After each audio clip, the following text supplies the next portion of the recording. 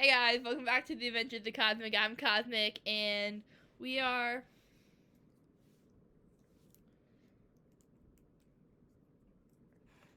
Can you? Thank you. We are. Dead and Buried is finished. Yeet. Yeet. And we are on to. Dead Tide. This is a Celeste Blackmore book. I'm gonna read you guys a synopsis before we start. For 300 years, the Blackmore house has harbored a valuable secret. The Blackmore sisters learn about the secret from the dying lips of the historian they hired to decipher their centuries-old family journal. Too bad he never gets the chance to tell them exactly what was uncovered or where to find it. But someone else knows where to find it, and they are prepared to take it from the Blackmores, no matter what the cost. Ooh, pirates again? Oh, sweet.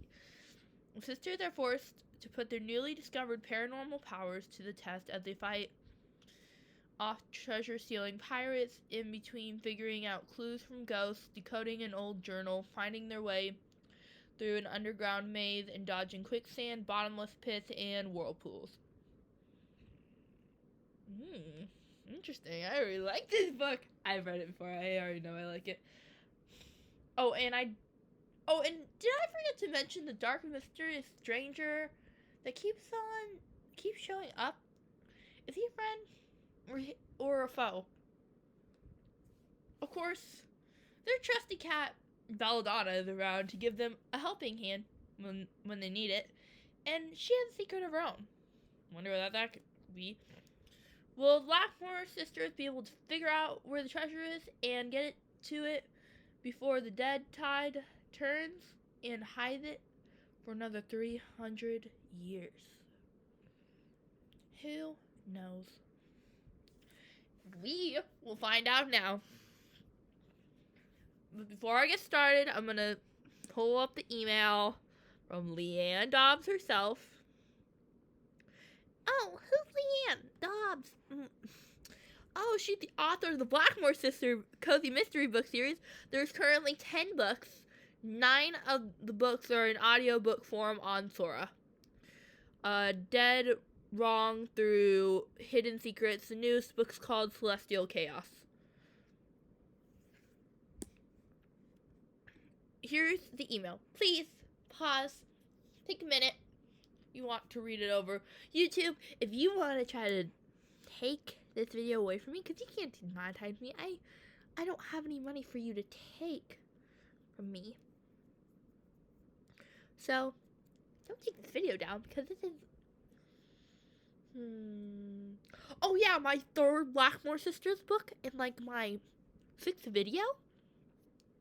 So, I think you're going to be seeing this email. This email you see right here on my screen. A little too much because you keep on denying too much. Because I will show this email over and over and over again so you don't take away my videos. So, XOX. Yeah. Let's go. Dead Tide, Blackmore Sisters Cozy Mystery Series. Written by Leanne Dobbs. Narrated by Hollis McCarthy. Produced by StarCloud Audio. Chapter 1. Celeste Blackmore felt a trill of excitement as she pushed open the door to Rita's Eats. She scanned the diner, her heart skipping just a little, when her eyes found the small, elderly man sitting in the last booth. She made her way down the aisle and slid into the bench opposite him, the red naugahyde seat squeaking as she scooted across it. "You have some news, Mr. Skinner?" Celeste raised an eyebrow at the man. Reinhard Skinner's eyes, magnified by the thick lenses of his round eyeglasses, glittered with excitement. He pushed his half-eaten sandwich to the side and leaned across the table toward her. "I may have found something very important in your journal," he said in a low voice. Celeste's heartbeat picked up speed. She'd hired the historian, to decipher a 300-year-old journal that had belonged to a distant relative of hers. The journal had been found in the attic of the family home she shared with her 3 sisters, a home which had been the location of a deadly treasure hunt only months before. The journal had started the treasure hunt, and while Celeste's sisters thought the treasure was long gone, she held out a hope that there might be something worthwhile in the journal. The only problem was that it was in some sort of code, thus the need for Reinhard Skinner. Oh? What? Skinner glanced around the diner. A bead of sweat formed on his forehead. He pulled a white linen handkerchief out of his pocket and swiped at his face. This may be the most important find of my career. He tugged at his red bow tie, pulling it out and loosening the top button of his crisp white shirt. What did you find? She persisted. Well, if what I think I have uncovered is true, this could be a find of historical importance. He gulped in a wheezy breath. Not to mention financial significance. Go on. Please. Celeste bit back her impatience. Please, go on. Feeling a jolt of concern at the man's red face and labored breathing. Skinner reached across the table, putting his clammy hand on top of hers, his black eyes boring into her blue ones. She could feel the excitement rippling off him, and her heart skittered in anticipation. Miss Blackmore, it seems you might be sitting on top of... Oh my goodness. His eyes grew wide, and he jerked his hand away to clutch at his chest. Celeste's heart leapt into her throat as she heard him make a sickening gurgling sound. His eyes bulged in their sockets, and he slumped sideways in the booth. Celeste jumped out of her seat and ran to his side. Someone call 911. Celeste was still attempting CPR when the ambulance arrived, even though Mr. Skinner was clearly beyond help. The EMTs took over, and she collapsed into the booth. Well. Oh, fuck off, Well, Overton. if it isn't one of the Blackmores. You gals always seem to end up with a dead body on your hands. Fudge.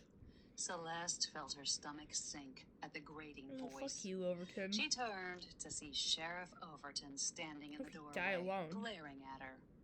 She cringed as he ambled toward her, his oversized belly protruding over his belt, a toothpick bobbing up and down in his mouth. What have we got? No. The question was directed at the EMT, but Overton kept his beady eyes on Celeste. Yeah. Looks Could like be a a heart jerk. attack, the EMT said, as he started rolling the body away. Maybe. Overton watched him go, then turned back to Celeste. And you're right in the middle of it. Oh. Big surprise. Celeste took a deep breath to squelch the spark of anger she felt. Overton had become sheriff in the seaside town of Noquit, Maine, 5 years ago, shortly after her mother had killed herself by jumping off a cliff into the ocean. Celeste had only been 18 and had watched the investigation through anguished teenage eyes. She hadn't been impressed with him then, and was even less so now. For some reason, Overton seemed to have it in for her and her sisters, and relished accusing them of almost every crime that happened in their small town. So tell me, why are you here? Overton switched the toothpick from one side of his mouth to the other.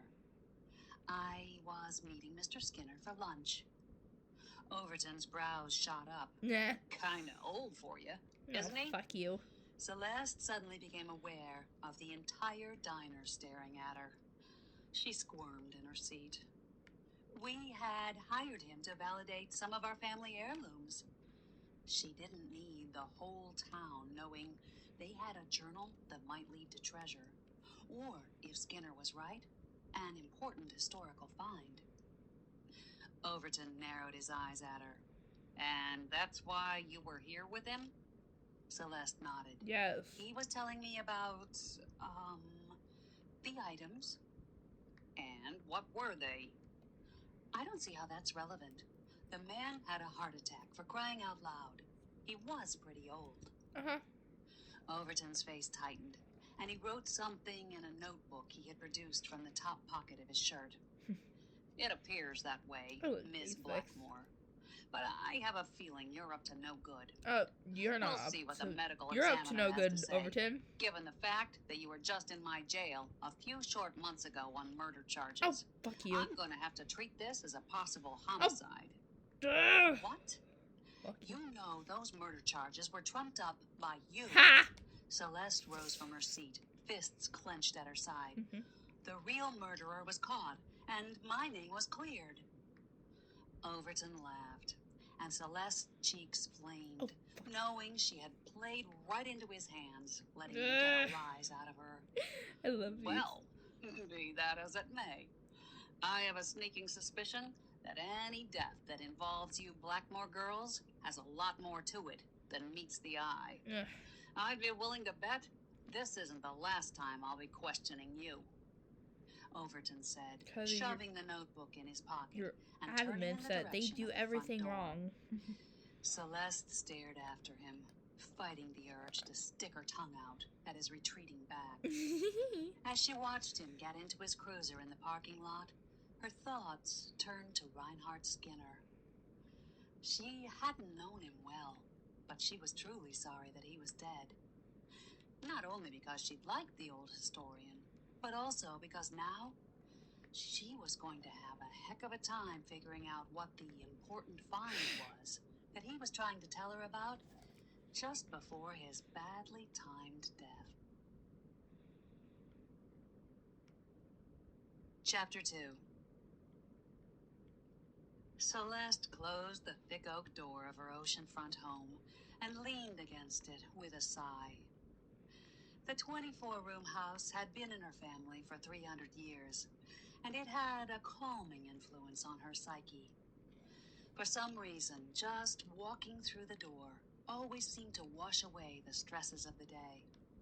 And today, she needed that, especially with the way Reinhard Skinner had died right in front of her. Meow. Belladonna, the family cat, weaved figure eights between her ankles, and Celeste bent down to pet her silky white fur. So, how was your day? Belladonna just stared at her with ice blue eyes and flicked her tail. Mine wasn't that great. I need a treat. Celeste made her way down the front hall to the kitchen. Like many of the rooms in the house, the spacious kitchen had been an add-on built sometime in the mid-1800s. It still had the original dark mahogany Victorian cabinets, which were offset by white marble counters. Stainless steel appliances were a newer addition, as was the island, which had a sink in the center. Celeste breezed past the island to a thick wooden door on the far wall. The door led to the basement. Celeste felt a chill run up her spine as she approached it. She yanked it open, her nose wrinkling at the damp smell that greeted her. The girls never went in the basement. It was dark and creepy, and their mother had threatened them with severe punishment if they even thought about going down there when they were little. As far as Celeste was concerned, the threats were unnecessary. She'd been down there once and remembered a cavernous room with a dirt floor. A big brick well stood in the middle, and spiders and other creepy crawlies skittered around in the corners. She'd had no desire to go down there when she was a little girl, and even less of a desire to do so now. It was, however, a great place to keep paper bags filled with the end-of-season garden tomatoes. The ones that you want to slowly ripen so that you can still have fresh tomatoes into the fall. They get the bags 3 steps down, where it was cool enough to do the trick, but not far enough down, so they had to venture into the basement. Celeste pushed the door open all the way and stood on the first step, bending down to reach the bag 2 steps below. Something brushed against her leg, and her heart stopped, then started up again when she realized it was only Belladonna. She grabbed the bag and was about to turn and rush into the safety of the kitchen when she noticed the cat was 5 steps down. Meow. Belladonna looked over her shoulder at Celeste and flicked her tail. Belladonna, get back up here. Celeste indicated the open door, but the cat just stared at her and took another step down. Celeste's heart crunched. She didn't want the cat to get stuck in the basement. She made swooshing noises and waved her hand toward the door. Belladonna sat down and licked her paw. Oh, for crying out loud. Celeste shoved the paper bag into the kitchen and tiptoed down to the 4th step. She bent down to scoop up the cat, making the mistake of looking into the darkness that loomed below them. Her heart froze when she saw a little wisp of vapor at the bottom of the steps, swirling around as if it was beckoning to her. She blinked, and it was gone. It might have just been her imagination, but she'd seen that type of vapor before and knew what it meant. A ghost. So far, all the ghosts she'd talked to had been friendly ones. Her grandmother and her spirit guide, Andrew. But they always appeared in warm, comforting places. She had no idea if the basement ghost would be friendly or not, and she had no intention of sticking around to find out. Grabbing Belladonna, she lurched up the steps, into the kitchen, and slammed the door shut behind her. What the heck? Celeste jerked her head in the direction of the voice, dropped the cat on the floor, and got into her most defensive karate position, her heart beating wildly in her chest. What is going on? Her younger sister, Jolene, stood in the kitchen, her chocolate brown curls matching her brows that were arched over ice blue eyes. Celeste relaxed. Oh, sorry. That basement always spooks me. She didn't want to get into the whole ghost thing with Jolene. Her sisters were just barely accepting the notion that she talked to their dead grandmother. She didn't know what they would think if she told them she was seeing other ghosts too. What are you doing home anyway? I'm just doing some homework for my computer forensics course. Jolene, the youngest of the 4 sisters, had graduated high school the previous year and floated around most of the summer, trying to find herself. After doing some computer work that helped them clear their oldest sister from a bogus murder charge, she'd finally found her calling, computer forensics. Now, she was taking a course at the local college and starting a new career, working for their other sister's boyfriend, Jake, a former no-quit cop who had just hung up his shingle as a private investigator. Thinking about it made Celeste smile. Jolene had only been 14 when their mother died, and she'd been hit pretty hard. The sisters had tried their best to get her through high school, but she'd been a bit hard to handle. Even though it was mostly Morgan and Fiona that had done the mothering, Celeste had done what she could and felt a glow of Yeah, because they're satisfaction the older that sisters. Jolene was finally on the right track. Did you meet with the historian? Jolene's question interrupted Celeste's thoughts, and she frowned. Yeah, but I have some bad news about that. Celeste took the brown bag over to the kitchen island, grabbing a knife from the drawer on the way. Bad news? Well, good news and bad news, actually.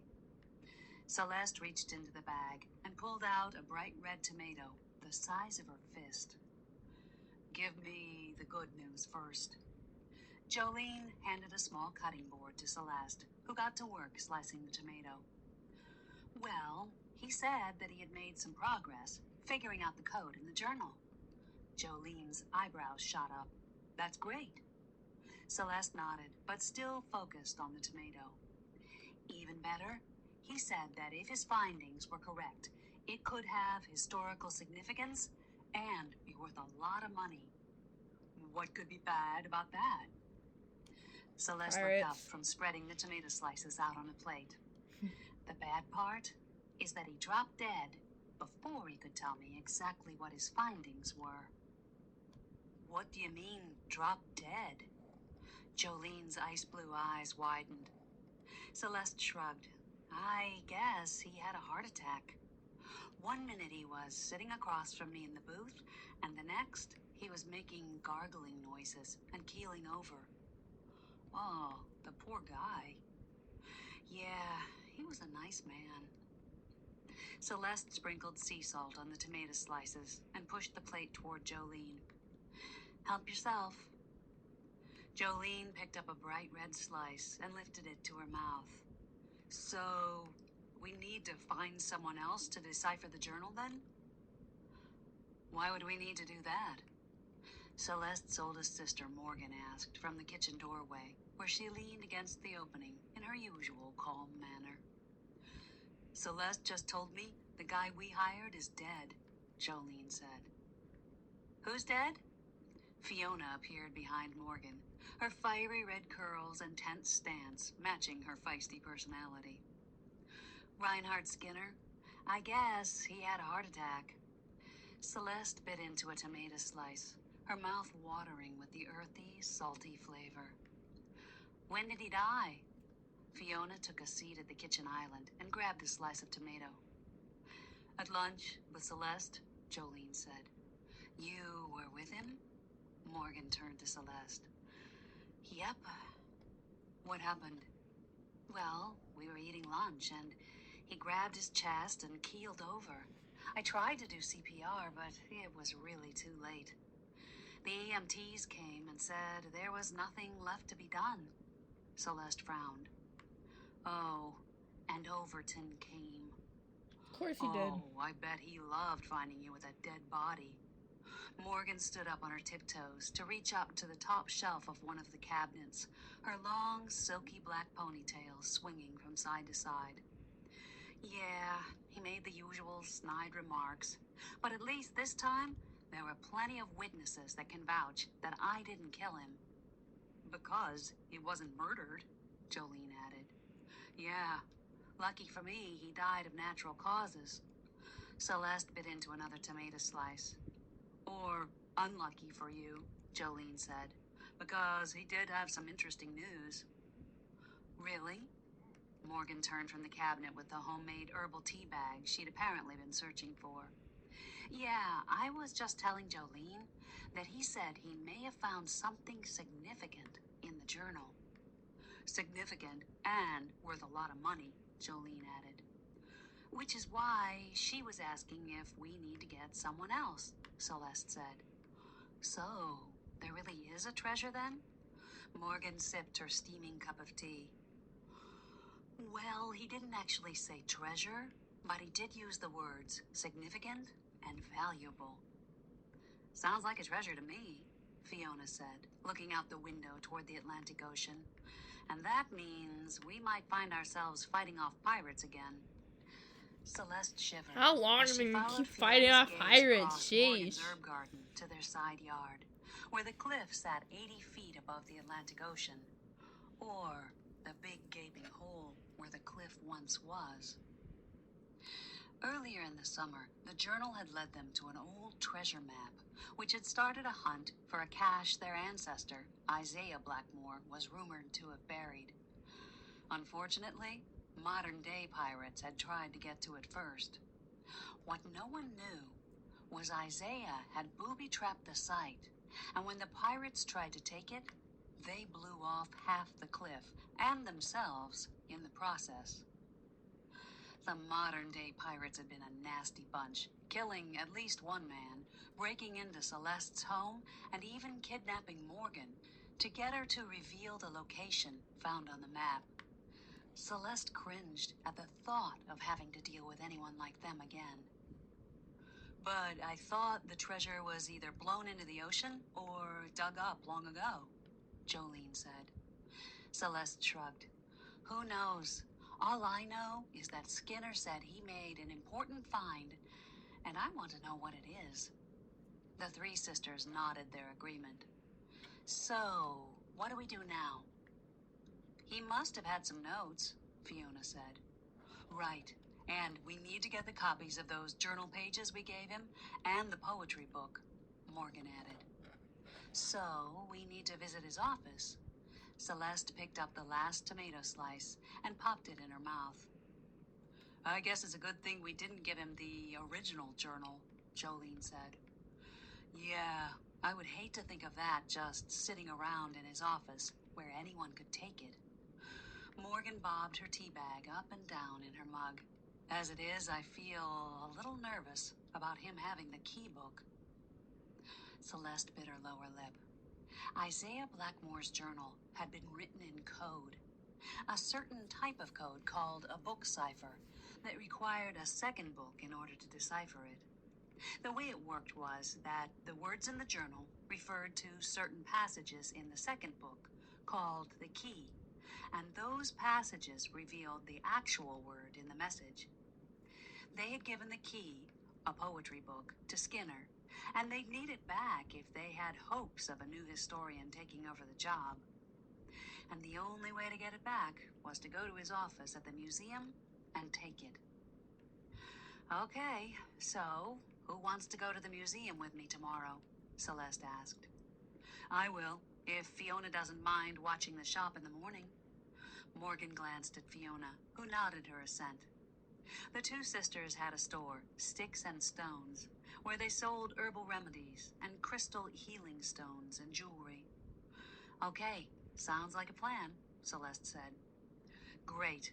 I think the museum opens at 8, so if we leave here by 7:30 tomorrow morning, we'll get there right when they open. Morgan looked at Celeste for confirmation, and her ice blue eyes clouded over. I think it would be smart to keep this to ourselves. I have a funny feeling that letting word get out about this important find could be very dangerous for us. Chapter 3. Celeste jumped out of bed the next morning just as the sun was starting to make its appearance. She pushed aside her sheer purple curtains and shoved open the wooden window, struggling against the ancient weights that held the window in place. Her room was in one of the oldest parts of the house.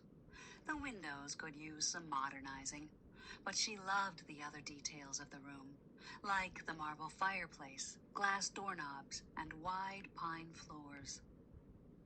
The corners of her lips turned up in a smile as she leaned out the window, taking a deep breath of sharp, salty sea air. Her room had a gorgeous view of the Atlantic Ocean, and she'd been privileged to view decades of spectacular sunrises from it. Those sunrises always lifted her spirits. Not that she really needed it. Celeste was normally a very happy and positive person. This morning, she was her usual upbeat self, except for one small thought that irritated her conscience like a piece of grit inside an oyster. She couldn't forget Morgan's warning the night before, and how she'd said she had a funny feeling word getting out about the important find could be dangerous. Over the summer, Celeste had come to recognize that Morgan's feelings usually turned out to be right, and Celeste couldn't shake that dark foreboding she'd felt when she heard her warning. She took another deep breath and made a conscious effort to push her worries aside. It promised to be a gorgeous day, and she wanted to start it off right with a glass of wheatgrass juice and herbs from the garden. She ran her fingers through her short blonde hair, not really caring how she looked. There was no one here to see her except her sisters, and she didn't really care about impressing people with her looks anyway. She pushed her feet into a pair of purple flip-flops and started toward the door. Belladonna stretched, her front legs elongated in front of her. Where did you come from?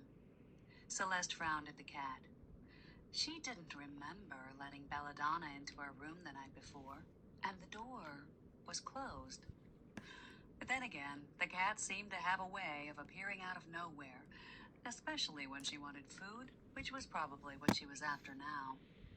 Celeste was always the first one up, and the cat always knew just who to follow to get her breakfast. Celeste opened the door and made her way to the kitchen, with Belladonna trailing at her heels. In the kitchen, she dumped some cat food into Belladonna's bowl, grabbed a pair of scissors from the drawer, and headed out the side door to the garden. Picking her way through the rows of herbs, she headed toward the far corner where her little patch of wheatgrass grew. Although the sisters shared the garden space for whatever they wanted to grow, it was mostly home to Morgan's various herbs. Her sister was a master herbalist and loved growing her own organic plants to use in the remedies she sold at Sticks and Stones. On her way to the wheatgrass, Celeste passed a few herbs she recognized, such as basil, echinacea, and chamomile. She also passed dozens of others, for which she knew neither the names nor what remedies they were used in. The garden was both aromatic and beautiful. Most of the herbs boasted gorgeous flowers, like the echinacea with its purple petals. Morgan had perfected her growing technique to extend the growing season for many of the plants, and the garden was still flourishing even in September. Celeste stopped at the wheatgrass, which was neither aromatic nor beautiful, but made up for that with its many health benefits. As she bent to cut a handful, she saw Belladonna pawing at something a few rows over. She squinted over at the cat, and her heart froze when she recognized the purple spires of flowers. Monkshood. Wasn't that one of the plants Morgan said was toxic? Belladonna, shoo! Celeste waved her arms, catching the cat's attention. Get away from there! Celeste jerked her head in the direction of the catnip, 2 rows over. Belladonna took the hint, shaking her head, then plodding off toward the catnip and proceeding to nibble. Celeste grabbed a handful of wheatgrass and picked some parsley and mint for flavor, then headed back to the kitchen. She was feeding the wheatgrass, parsley, and mint into the juicer, along with some spinach, when Morgan appeared, freshly showered and wearing black jeans, a white t-shirt, and black blazer. Celeste looked down at her pajamas. Do you think I'm underdressed for the museum? Morgan laughed. Maybe a tad. I just figured if I looked a little professional, maybe they wouldn't mind us poking around in Skinner's files. I have to admit, I'm a little worried about getting his notes. Do you think they'll just give them to us? I was just wondering about that myself. I'm not even sure how we will know which notes are about the journal, but all we can do is try. Yeah, I guess. Morgan grabbed a mug from the cabinet and set about making hot water for tea. Do you think we should ask them to recommend another historian while we're there? Celeste asked, as she settled into a chair at the kitchen island. Morgan wrinkled her brow. I'm not sure. We need someone who is really discreet. I don't want word getting out. Row! Celeste's heart jerked as she saw a white blur hurtle across the kitchen, hitting the basement door and landing in a writhing pile. Belladonna, are you okay? Morgan rushed over to the cat, who squirmed on her back, then flipped in the air, twisting herself around before she landed. The cat then proceeded to roll around on her back, making mewling noises. Celeste was relieved to recognize this as the way she acted when she was high on catnip. What the heck? Morgan's brows mashed together as she looked up at Celeste. Celeste shrugged. Catnip. Oh. Morgan laughed and gave Belladonna an affectionate scratch behind the ears. The cat ignored her and continued her writhing, pushing her front paws under the basement door, as if there was something playing with her on the other side. Morgan stood, looking at her watch. Are you almost ready? Celeste sucked down the last of her juice. Yep, I just need to change and throw on some mascara. Well, get a move on. Morgan gestured toward her juice glass. Celeste handed it over and then pushed away from the island as Morgan rinsed the glass in the sink. Starting toward the hallway, Celeste looked back at Belladonna, who was still batting at the invisible playmate on the other side of the basement door. She'd seen the cat do stranger things after eating catnip, so why did the fact she'd picked this particular door to do it in front of give her such a strange feeling? Celeste shrugged to herself. She was probably just still spooked from the other day when she'd had to stop the cat from venturing into the basement. She headed off toward the stairs that led to her room, forgetting all about the cat and the basement. She had more important things to worry about today. Chapter 4. Celeste caught her reflection in the museum's glass doors. Not bad, she thought. The linen jacket and faded jeans gave her a dressy, casual appearance. Her short haircut always looked trendy, even on days like today when she didn't have time to wash it. The reflection highlighted the differences between her and her sister. Morgan was taller, her frame more voluptuous than Celeste's thin one, which had been sculpted by years of yoga and Pilates. Morgan's long black hair, a stark contrast to Celeste's short blonde crop. The only thing that gave them away as sisters was their ice blue eyes, the same eyes that all the Blackmore women had. Morgan's shoes clicked on the marble floor as they crossed the vast lobby to the elevators that would bring them to the museum offices. Celeste looked down at her own soft-soled Skechers and wondered if she should have chosen more formal footwear. The elevator dinged its arrival, and the girls got in. Morgan punched the button for the second floor as the doors closed. "I guess we'll need to see the director. Beasley, I think her name is," Morgan said, as the elevator spilled them out onto the second floor. "Or we could go straight to Skinner's office." Celeste pointed to a placard on the wall that listed the staff members along with the office numbers. Skinner's was 217. The arrow pointed right, so the girls turned in that direction, walking quietly down the hall until they came to a door marked 217. A metal rail was attached to the wall to the right of the door. A faux wood-grain nameplate with Skinner chiseled in white sat inside the rail. "I guess this is it," Celeste said. Morgan wrinkled her brow. "Do you think they just left it unlocked?" "Only one way to find out." Celeste grasped the knob and turned, her heart skipping when the door opened. She raised her brows at Morgan, who answered with a shrug, and the two of them slipped inside, closing the door quietly behind them. The office was neat and orderly. Celeste felt a twinge of sadness at the thought of the historian. She pushed aside a pang of guilt for going through his things. It was critical they get his notes on the project and the key book back, no matter what they had to do to get them. "You look through that filing cabinet, and I'll rifle through the table here."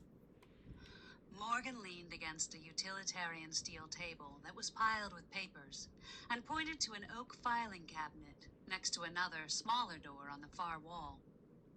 Celeste's heart thudded in her chest as she went over and pulled open one of the drawers. The files inside were labeled with letters A to Z. She pushed the files back to reveal the B section, and her heart jumped when she saw a manila folder labeled Blackmore. "Bingo," she whispered. Morgan crossed the room as she pushed the folder open inside the filing cabinet, her heart plummeting when it proved to be empty. "There's nothing in it," Morgan said. "Did someone take what was in here, or was it always empty? Maybe Skinner hid his notes? If it was that important, he might not have wanted to just leave them in such an obvious place where anyone could find them. If he even had notes." Celeste bit her lower lip as she scanned the room for likely hiding places. One wall was covered in a giant green chalkboard. No hiding places there. The wall opposite had an old but sturdy mahogany desk. Built-in bookshelves behind the desk held a variety of books. The wall next to it held the door they came in and the table Morgan had already looked through. I guess the desk and bookshelf are the likely places, Celeste said. I'll take the desk, you take the bookshelf. Be on the lookout for that poetry book. Without that, no one will ever be able to figure out what's in the journal. The girls went about their various tasks. Celeste scanned through the books, her heart sinking as she realized nothing was the shape, size, or color of the poetry book. Behind her, she could hear Morgan rummaging through the drawers. The curses her sister muttered under her breath told Celeste that she wasn't having any better luck. Celeste resorted to taking out each book to rifle through them, just in case Skinner had hidden the notes in a book. She was becoming mesmerized by the task when the squeaking of a door jolted her back to reality. She whirled around in the direction of the smaller door near the filing cabinet, just in time to see it crack open. A dark-haired man stepped in. He hadn't seen them yet, as he was busy looking back out into the hall. Her heartbeat kicked up the pace. The man turned to face the room, his dark eyes growing wide, when he noticed Morgan and Celeste. The three of them stood there staring at each other for several rib-thumping heartbeats. Who are you? Morgan finally broke the silence. Who are you? And what do you think you're doing? The man replied, looking at them suspiciously. Celeste detected a hint of an accent, but she couldn't place the origin. She had to admit, it did seem kind of suspicious, what with her thumbing through the dead man's books and Morgan rifling through his desk. Morgan shut the drawer she had been searching and straightened up. We're clients of Mr. Skinner, looking for our files. And you? I'm Mateo, Mr. Skinner's colleague. Celeste appraised the man. He was just shy of 6 feet tall, thick, dark, wavy hair, and dark, velvety eyes that were framed by lashes so long they'd make a supermodel envious. Even though she got the sense he was lying, his eyes had a sincerity about them that put her off her guard. They stared at each other for a few more heartbeats. Finally, Mateo said, Reinhardt mentioned your case to me. Oh. Warning bells went off in Celeste's head. Skinner had seemed like he had the utmost integrity, and he'd sworn that he would discuss their project with no one. And how did Mateo know who they were? Oh, really? Morgan crossed her arms against her chest. What did he tell you? Mateo answered a question with a question. Was he able to give you the full details before he died? More warning bells went off. But he could have been... Was he trying to be helpful or just fishing for information? Celeste glanced at Morgan, who shook her head slightly. It was too risky to tell him anything. I agree. A loud voice in the hall startled all three of them. It was a voice that made both Celeste and Morgan cringe, and it was coming from just outside the door they'd entered by. Overton. I want this office secured. Have you let anyone in here? Overton's voice boomed into the office. No, not since he... You know. A woman's voice, much lower. Celeste's heart jerked in her chest. If Overton found them in there, she was sure he'd find a way to use it against them. Mateo's brows shot up. I must go. He turned toward the door he had come in through, the one on the opposite side of the room from where Overton was approaching. Opening it, he quickly glanced out, then disappeared into the hall. Celeste looked at Morgan, raised her eyebrows, and nodded at the door. Overton's voice was getting closer. The two girls hurried over to the door and slipped out into the hall, following Mateo. The long, empty hallway stretched out on either side of them. Celeste looked for Mateo, but he was nowhere in sight. Where'd that guy go? Morgan's eyebrows creased together. I was wondering if we should pump him for information. If he was Skinner's colleague, maybe he knows what this important find is all about. Celeste frowned. Maybe, but if he was a colleague and really did work here, then why did he run out of here as soon as we heard Beasley and Overton in the hall? Good question. Morgan slid her eyes down the hall. Celeste's heart sank as she looked over her shoulder at the office door. Well, I guess this was a big fat bust. We didn't get anything. We can't go back in there now, and Overton's going to have it sealed off. So now what do we do? Celeste grabbed Morgan's arm and started down the hall. First, we need to get out of here before Overton sees us. Then we do the only thing we can do. What's that? Come up with Plan B. Chapter 5. If the book and the notes aren't in his office, then where are they? Jolene asked, scooping some salsa from the colorful bowl on their backyard patio table onto a chip and popping it into her mouth. Celeste looked at her younger sister, a frown creasing her face. I have no idea, but I'm betting he would have stored them someplace safe because he thought this find was important. So, maybe a safety deposit box or a safe at his house? Fiona fished a beer out of the ice-filled cooler sitting beside her chair and popped the top off, flipping it into an empty planter they kept for recyclables. The empty planter sat at the end of a long row of colorful potted flowers, blending perfectly into the lush garden atmosphere the girls had worked so hard to create. Belladonna leapt onto the planter, fished out the cap, and started Sorry, guys. around the patio. Possibly. But if so, then how? My body's just really cold. Celeste looked across the patio, toward the river that was the entrance to Perkins Cove, feeling blessed to have such a scenic view right in their own backyard. The property was set up high on a cliff that came to a point where the Atlantic Ocean met the cove entrance. To the left was the open ocean. To the right, the wide channel leading to the cove. At the point was a narrow opening that had to be navigated carefully to get into the safety of the cove. If she craned her neck, she could just see part of Perkins Cove, about 1/8 mile away. The white wooden drawbridge framed the entrance to the cove, which widened out beyond and was dotted with boats, many of them weather-beaten New England lobster boats, still in use by the fishermen that made their living on the cold Maine waters. To the right of the cove was a small shopping area, lined with cedar shingled fishermen's shacks.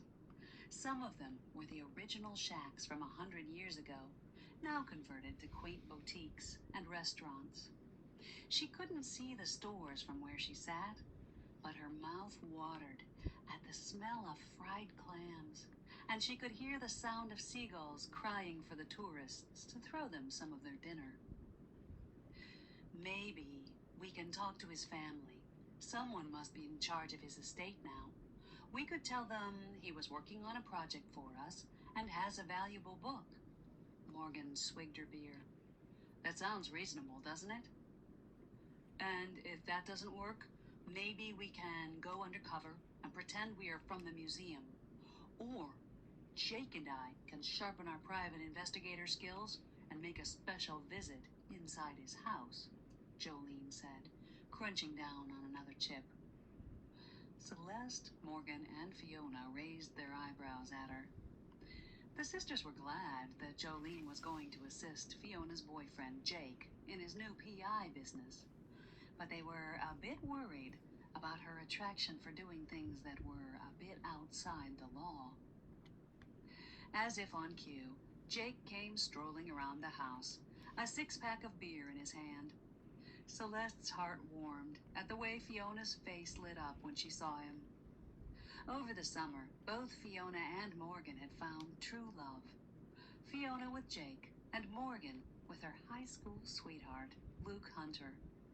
Celeste wished nothing like that for herself. Her parents' premature deaths had taught her you can't depend on anyone. Still, she was thrilled for her older sisters. So, should we hire another historian then? Even though we don't have the poetry book to use as the cipher key? Fiona asked, as Jake scraped a lawn chair across the patio, pushing the back against the table and straddling it with his long legs.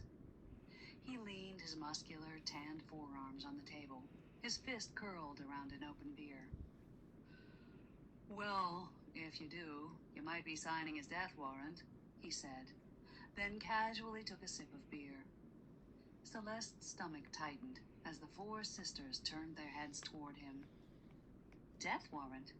What are you talking about? Fiona scrunched her face at him.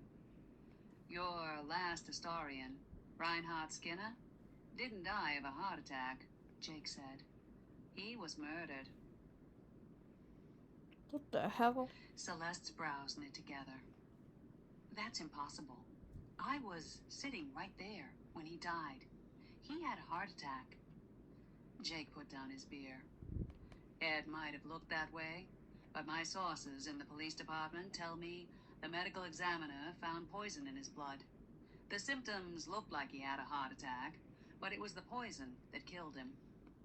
Celeste stared at him, trying to process the information. Could Jake be wrong? A former police detective from Boston. The girls had met Jake when he moved to Noquit to join their small police department. He'd been instrumental in helping Morgan clear her name when she'd been falsely accused of murder. He'd also helped them fend off the treasure hunters who had somehow known there was a treasure to be found on the property and had descended on them this past summer. Jake was a good guy, which was probably why he and Sheriff Overton had never gotten along. He'd quit the force.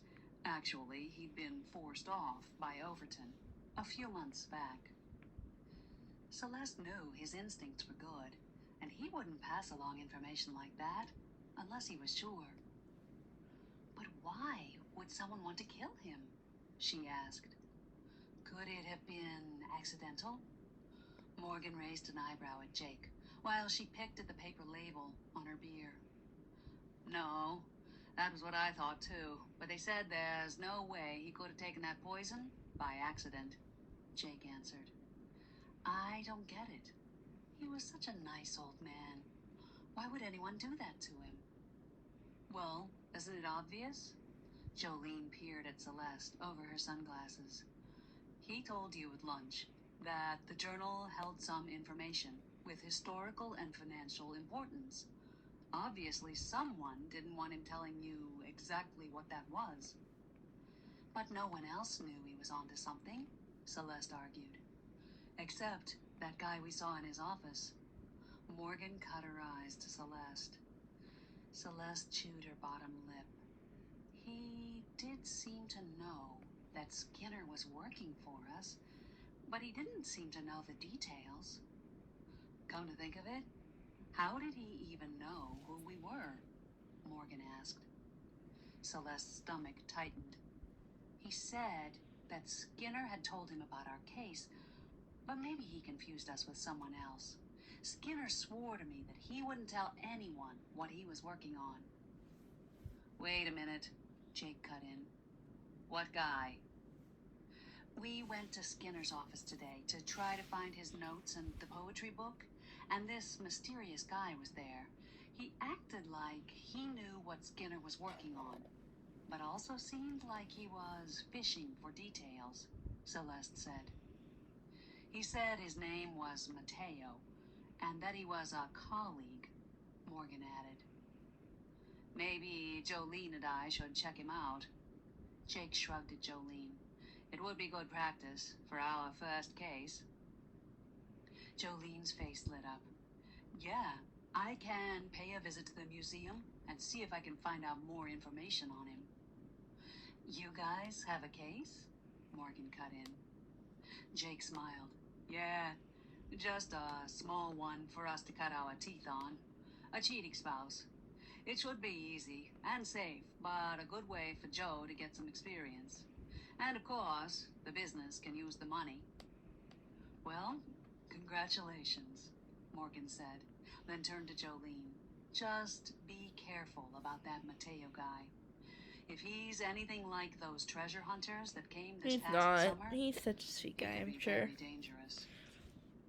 Do you think it could be those same guys? Jolene asked. I thought they were all killed in the explosion. Fiona nodded in the direction of the hole that had been blown in their yard. Is he a double agent? Maybe there are more where they came from, Jake said. Celeste's heart sank. The treasure hunters had been ruthless killers. If they or someone like them were after something they thought the Blackmore girls had, it could get ugly. Well, the way I see it, we only have one choice, Morgan said, peeling another strip of the label from her beer bottle. What's that? Jolene asked. We need to figure out what Skinner was onto and get to it before someone else comes to find it. And how do we do that? The key to the cipher is missing, and we have no idea where in the journal Skinner made this big find, Fiona said. Plus, I don't trust hiring anyone we don't know. I didn't realize the journal would have anything important in it, but in light of what happened to Skinner, it seems like there is. I don't know who we can trust, Carol? Celeste added. I do, Morgan said, grabbing another beer from the cooler. We have our own history expert who's practically a member of the family. Cal Reed, the other girls chorused. Great idea. As if you summoned Celeste him. wondered why she hadn't thought of calling their childhood friend, who was a history buff and antique expert. I'll talk to him first thing tomorrow. Morgan put her beer down and leaned into the table. The serious look on her face made Celeste's stomach sink. The words she said next caused a chill to run up her spine. We all need to be extra careful from here on in. If these people poisoned Skinner to keep this information secret, there's no telling what they'll do to us. Chapter 6. Celeste slid the plastic tray onto the picnic table, being careful not to tip over the hot dogs that sat upright in their thin cardboard containers. She sat on the wooden bench seat, feeling the sun warm her back as she scanned the parking lot. To her left, the hot dog shack was in full swing. The roadside stand was aptly named. It really was a small shack, probably older than Celeste, but newly painted in crisp white with red trim. The 3 windows for ordering stood open, with lines at each. Tourists that didn't know any better might pass the hot dog shack over, because it looked like a dive. But the truth was, they had the best hot dogs on the East Coast. The lines were always long, and the picnic tables that provided the only seating for dining, always full. Celeste had chosen a table far away from the shack, near a stand of trees whose leaves were in the middle of changing from green to orange and yellow. She could smell the earthy, crisp scent of fall, and hear the squirrels and chipmunks rustling beneath the trees, gathering their cache of nuts for the long winter. A smile tugged at the corners of her lips when she saw Cal's vintage 1970 candy apple red Ford Mustang pull into the parking lot. He'd spent the better part of last year restoring the car, and it was his pride and joy. He wore faded jeans and a sweatshirt, and managed to capture the attention of most of the female patrons. Celeste laughed to herself, as she watched their heads turn to watch him. It wasn't unusual to see this type of reaction. With his tall frame, broad shoulders, and boyish good looks, Calvin Reed was a girl magnet. Mm-hmm. It had been that way since they were teens, although their friendship went back even before that. Cal's way with women was actually a joke among the Blackmore girls. And it wasn't only his good looks that attracted them. His family business, Reed Pawn and Antiques, had done very well, and Cal was quite wealthy. Combine those with the fact that he was smart, charming, and nice, and it was no wonder that he was considered the area's most eligible bachelor. He could have his pick of women, and usually did.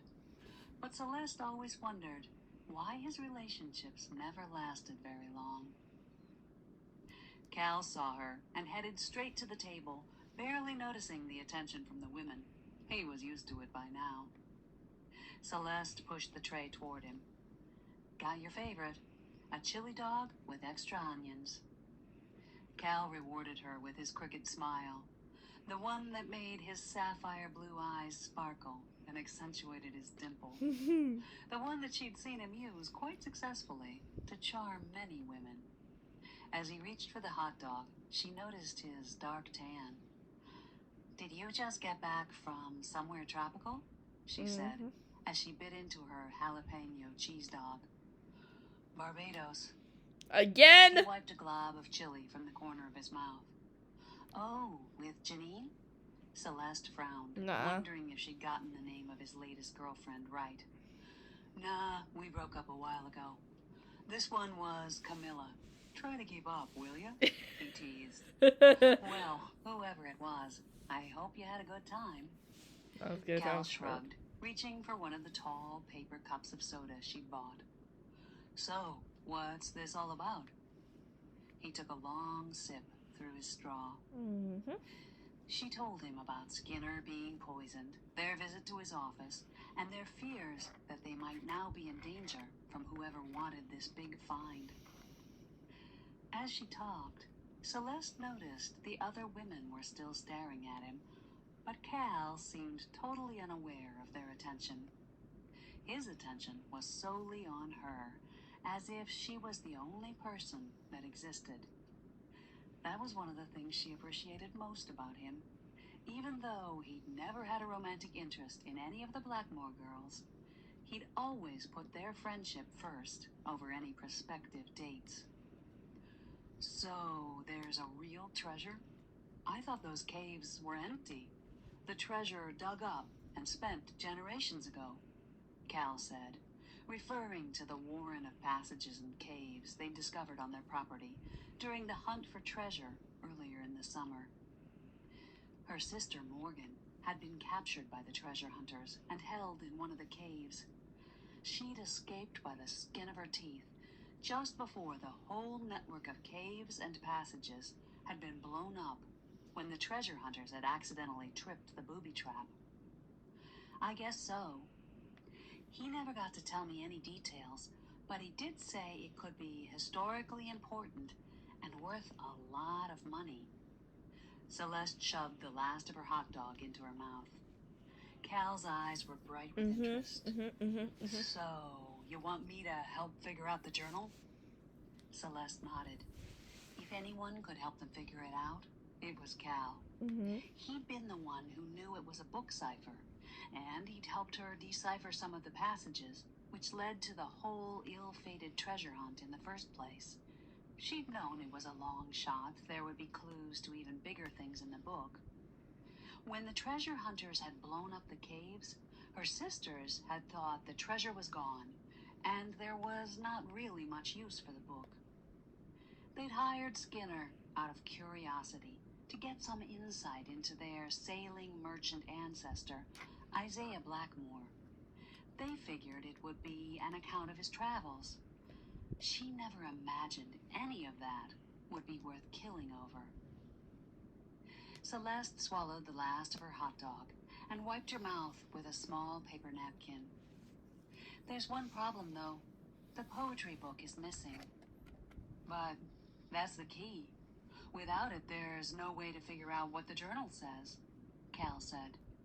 We're trying to get it back, Celeste shrugged. Maybe we can find another one on the internet or something, Cal offered. Do you remember the name and edition? I could put some feelers out to the antique book dealers I know. Celeste felt her spirits rise. That's a great idea.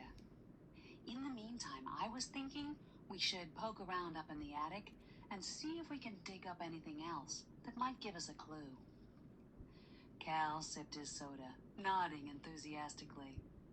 Cal was an antique expert, and Celeste knew how much he loved going in their attic, which was loaded with generations of family cast-offs. Celeste remembered the stern warnings about the attic her mother had given them when they were little. They were all scared to go up there.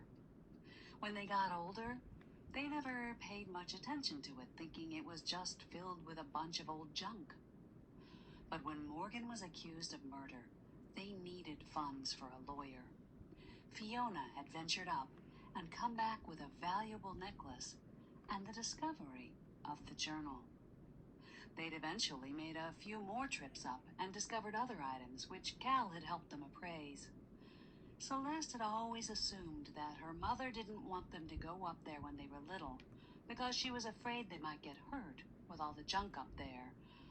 But in light of what had been happening, she was beginning to think her mother might have had other reasons to want them to stay out.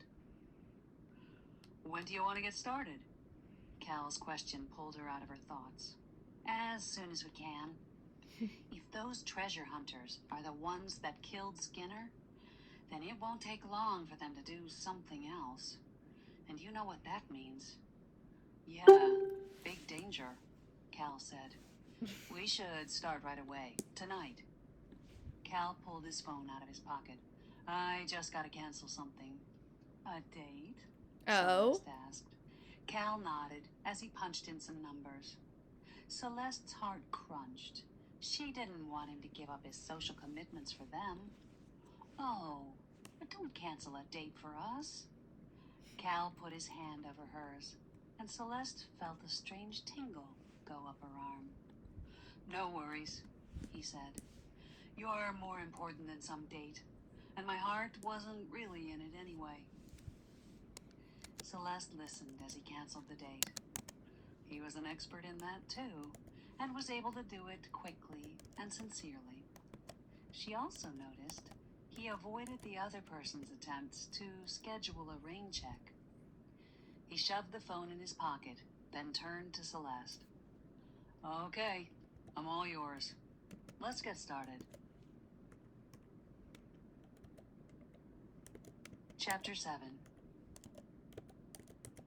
A shiver of excitement rippled through Jolene as she pulled into the museum parking lot. This was her first time doing field work as Jake's PI assistant, and she was excited to do a good job. Even though the museum job wasn't for a paying client, she still wanted to tackle it as diligently as she would any assignment, even though she knew the real test would come in a few hours when she tried to catch the husband of their first real client cheating with another woman. But for now, she wanted to focus on trying to find this Mateo person her sisters had talked about. Glancing into the rearview mirror, she pushed her curly brown hair behind her ears and nodded with satisfaction. That was more professional. Her ice blue eyes and dark lashes didn't need any help, nor did her porcelain skin, so she didn't wear any makeup. She hoped that added to the professional look she was trying to project. She stepped out of Celeste's Volkswagen Beetle, which she borrowed for the day. Smoothing her linen pants, she checked to make sure the silk blouse was tucked in. Reaching into the back seat, she picked up a small wallet that held the press credentials her friend at the local paper had made for her. She opened it and peered at the picture of herself, rolling her eyes at the name Sandra Storm that was typed below it. Her friend had a strange sense of humor. She shoved it in her pocket, hoping it would be enough to make her seem like she was there on official business. She headed toward the museum, not the least bit intimidated by the large stone structure. Her platform shoes echoed on the stone steps as she made her way toward the door. She strode through the lobby as if she belonged there, then ducked into the elevator and pressed the button for the second floor. When she got off the elevator, the placard on the wall told her exactly where to find the director, Anne Beasley. She navigated the hall to her office. The only word Jolene could think to describe Beasley was prim. A thin woman of about 50, she sat ramrod straight behind her desk, her lips pressed together in a tight line.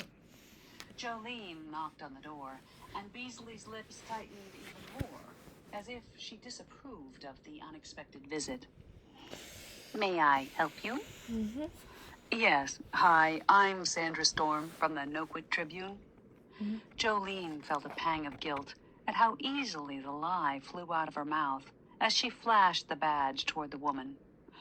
I'm doing a piece on the museum, well, on Professor Skinner, and I was wondering if I could get the names of his colleagues, the people he was working with recently. Beasley stood and came around the desk, her lips pursing even tighter, if that were possible. Jolene hovered in the doorway, since she hadn't been invited in. Beasley reached out for the badge, and Jolene's stomach fluttered as she handed it over. She wasn't counting on a close inspection, and had no idea if it looked like the official badges. Beasley studied the badge for several heart-thumping seconds, looked up at Jolene, and then back at the badge, before finally handing it back. I'm afraid I can't give you any names.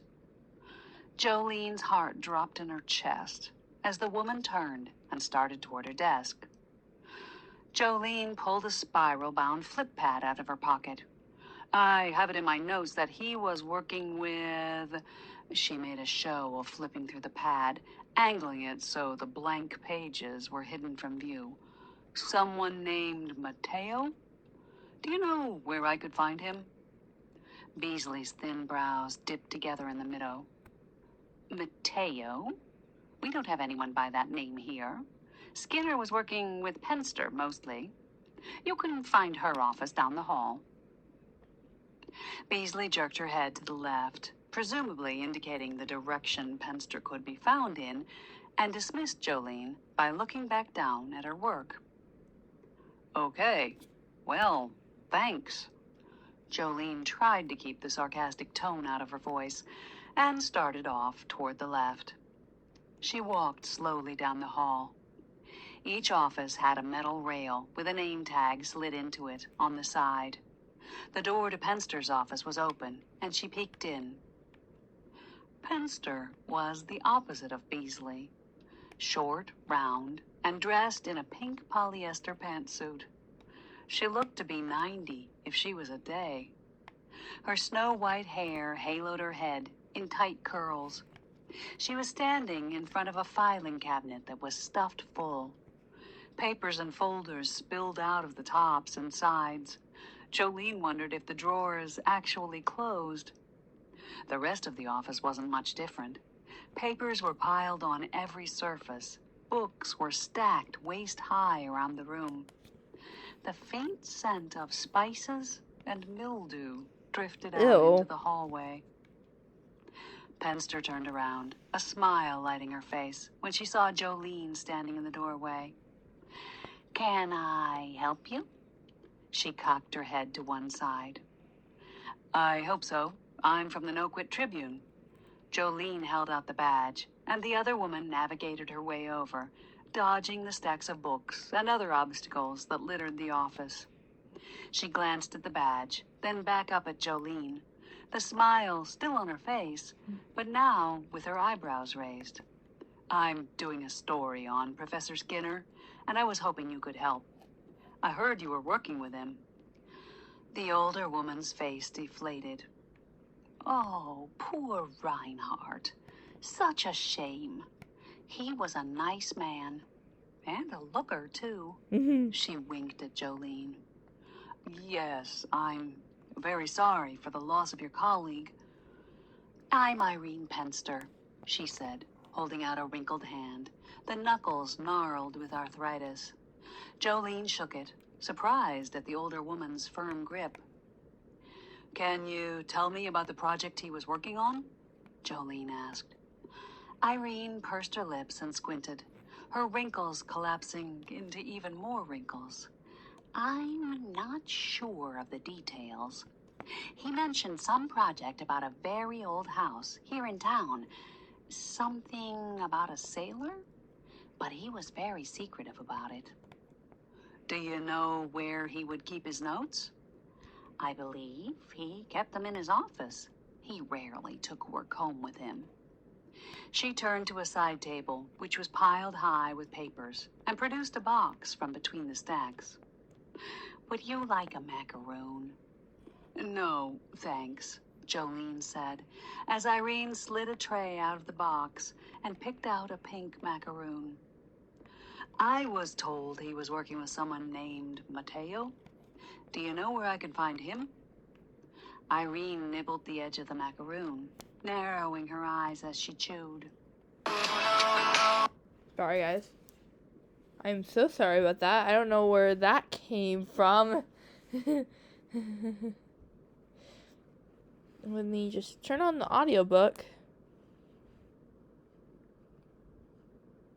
There we go. Mateo?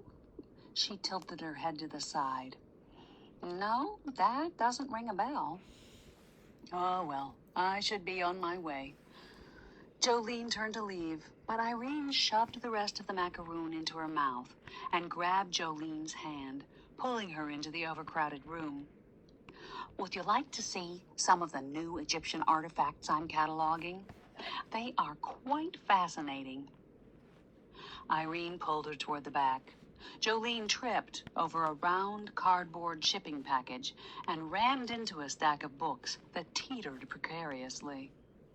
She ripped her hand away from Irene, her heart skipping a beat as she grabbed onto the stack to keep them from toppling over.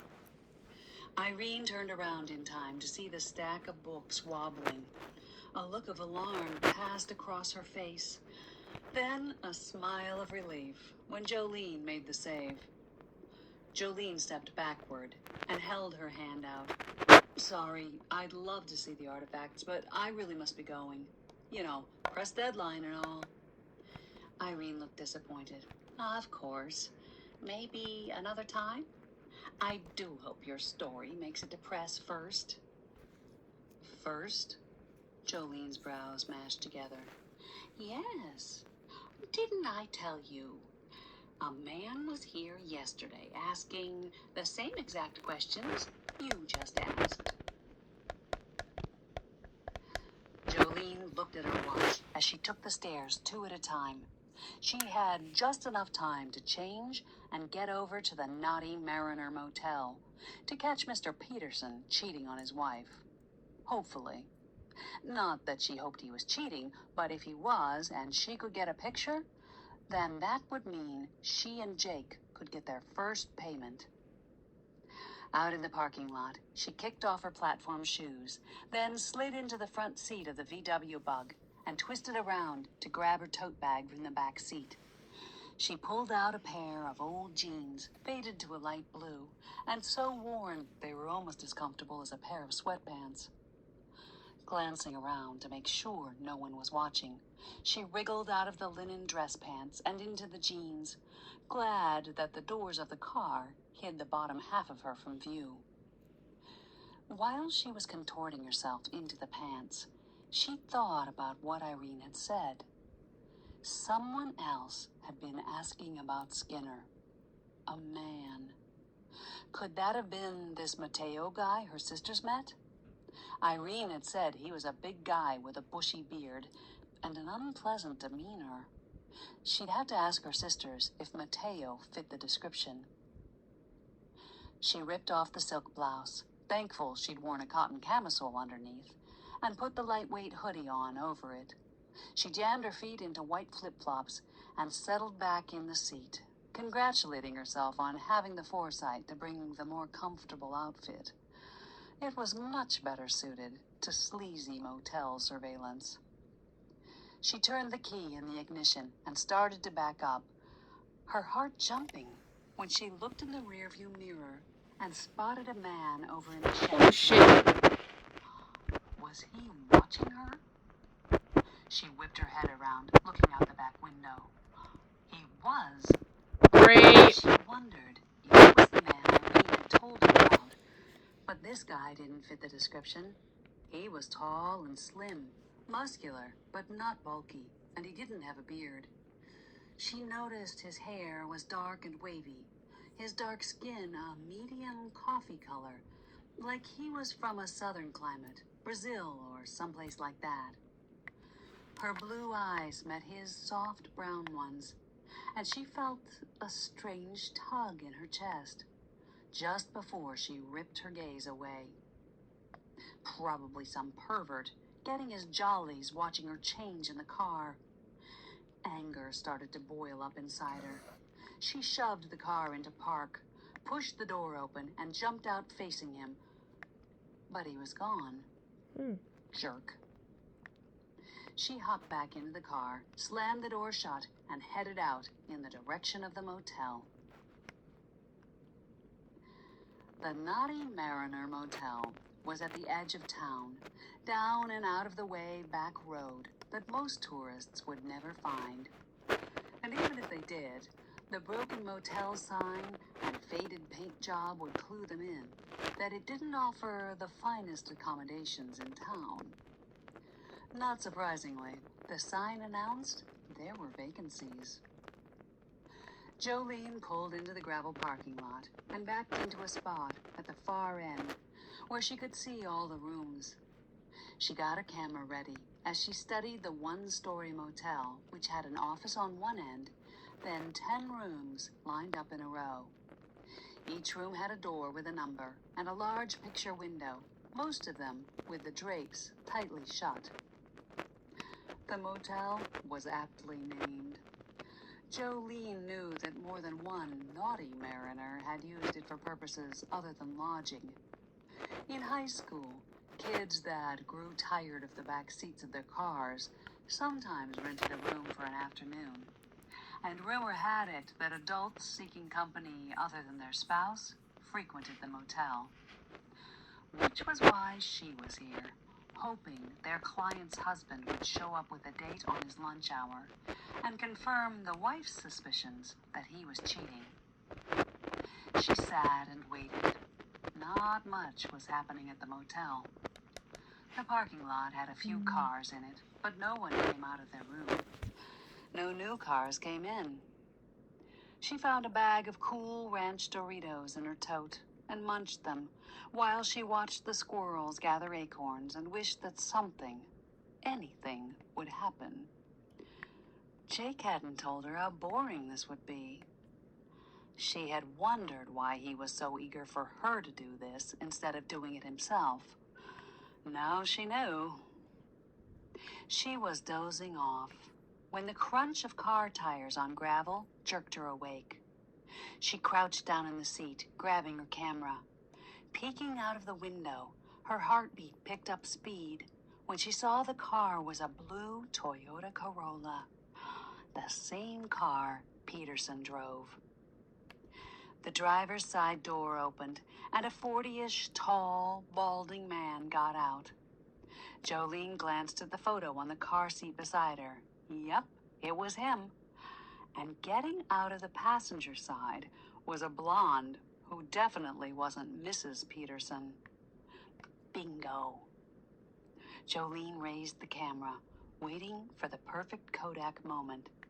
She watched through the lens as they walked to the office, the man momentarily slipping an arm around her, then letting his hand trail downward until it was on her butt. Jolene tried to get a shot, but they split apart before she could focus. He went into the office while she waited outside. She ignored the sound of another car pulling in, keeping her eye on the woman who was soon joined by Peterson, dangling a shiny key from his hand. She kept the camera trained on them as they walked down the row of doors. Jolene held her breath, waiting for that perfect shot. The couple stopped in front of room number 8. Peterson put the key in the lock, then turned to the woman as if he was going to embrace her. Jolene's finger hovered over the shutter release. The man made his move. She pressed just in time to get a picture of the 2 men in the next room walking by with some equipment, totally obscuring Peterson and the woman. Jolene's stomach sank until she realized Peterson was still standing there. She kept the camera poised as she watched him push open the door, then gesture for the woman to enter. As she did, he reached out and grabbed her butt again. And this time, Jolene got the perfect shot. Peterson playing grab ass with a woman as he ushered her into a motel room. Grab ass. A smile tugged at her lips as she put the camera on the seat beside her and turned the ignition on. The picture proved his wife's suspicions were correct. Peterson was playing around. Her first field assignment had been a big success, and she couldn't wait to get home and load the pictures from the camera onto her computer so they could get that check from their first client. Big fat kiss. Chapter 8. Celeste paused at the top of the stairs that led to the attic, staring at the dust motes that hung in the slivers of sunlight filtering in through the windows, and wondering which way to go. Worked well, The Donna. attic was gigantic. It encompassed the entire 4th floor Where's of the their white cat? home and was a warren of rooms that used to house servants generations ago. It smelled of dry wood and heat. There were no servants anymore, and each room was stuffed full of various items her ancestors had packed away when they had no more use for them. By the looks of it, the previous generations of Blackmores never threw anything away.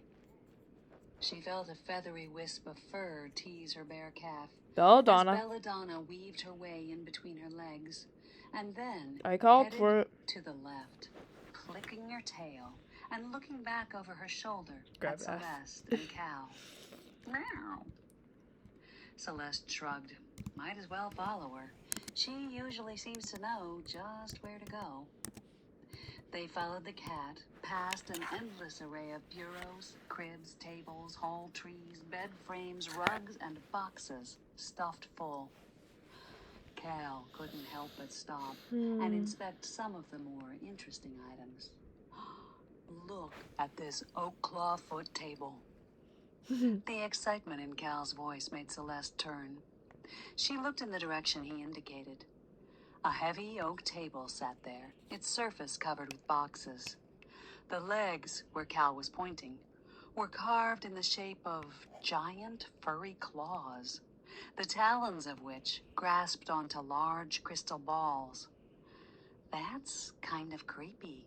It's kind of cool. Celeste really wasn't into old furniture. You just haven't developed an appreciation for antiques. Cal squeezed the back of her neck, just like he'd done 1,000 times before. Yet, something was different this time, although she couldn't say what. Celeste squirmed away. Where's the cat? Meow. Celeste turned in the direction of the sound, feeling a puzzling relief to be not standing so near Cal. Belladonna had flopped down under a dressing table in a corner. That's a good thing. Boxes and loose items were piled up on either side of it. Celeste looked around, feeling a knot of frustration form in her belly. I just don't know what we are looking for. Her shoulders bunched with tension as she looked from one box to the next, not knowing where to start. You seem stressed out. Aww. Cal had come up next to her. He turned her around so she was facing away and started working the knots in her shoulders, Aww. his strong hands massaging the muscle fibers expertly. Aww. She sighed and relaxed against him. He was right. She was stressed out. which was not like her at all. But all the pirate treasure stuff from the past summer had been stressful, and the thought of it happening again was getting to her. Before she realized what had happened, Cal had turned her around to face him. Her heart skipped as she noticed how close he was standing, Aww. which wasn't really all that unusual. They'd stood close to each other many times before. So why did she suddenly feel all tingly? Oh. His hands burned on her shoulders. She looked up at Cal. Butterflies flapped nervously in her stomach as she saw something in them she'd never seen before. They stared at each other, and it was as if time had stopped. Celeste could feel her heartbeat pulsing in her neck. Cal's hands tightened on her shoulders. He moved closer. Crash! Oh shit. Celeste jerked away, looking in the direction of the sound. Belladonna sat on the floor behind a Dang silver cat. box, which she must have dug out of one of the piles, causing it to collapse. Hand mirrors, goblets, gloves, and various ladies' items littered the floor. But it was the box that captured their attention. This looks like the boxes we found this summer, the ones that held all the clues. Celeste bent to pick up the small silver trinket box. It was about as wide as her palm I know what you and did last 4 summer. inches tall. Shiny silver with gold edges and a flower design in high relief. She held it out to Cal. It is exactly like the other boxes, Cal said. Celeste's heart thudded as she studied it. Earlier that summer, the girls had discovered several boxes with the same design. Each box had contained a clue, which led them on a hunt for treasure supposedly buried by the relative who had built the house almost 300 years earlier. Isaiah Blackmore. As far as Celeste knew, Isaiah had been a sailing merchant with a fleet of boats that imported items from the West Indies and Europe. So why would he have buried treasure in their yard? And why the cryptic ledger and treasure hunt with all the clues at various locations? Aren't you going to open it? Cal's voice pulled her out of her thoughts. She turned the front toward her and carefully pressed the latch. The box popped open to reveal a long silver chain with some sort of crystal pendant on the end. What is it? Cal craned his neck to see inside the box. Ooh. I don't know. Some sort of crystal. Celeste picked the necklace up by the chain, letting the light blue crystal dangle before her eyes. The sunlight glinted off the facets, I'm sorry, but creating a rainbow of colors inside the attic. Can I read it? Maybe Fiona can tell us more about it. Tell you more about what? Fiona Oh, said shit. from a couple of feet away, startling both Cal and Celeste. Celeste turned to see Fiona and Morgan picking their way toward them. She held the necklace and the box up. We found a box just like the ones from the treasure hunt, and this was inside it. Fiona reached out and took the stone. Her eyes shone as she inspected it. It's an aquamarine, rather a large one too, and absolutely gorgeous. Do you think it's from Isaiah Blackmore? Celeste asked. Maybe a gift for his wife, Morgan said. It makes sense that it would be his. Aquamarine is the gemstone of sailors, and he was a sailor, right?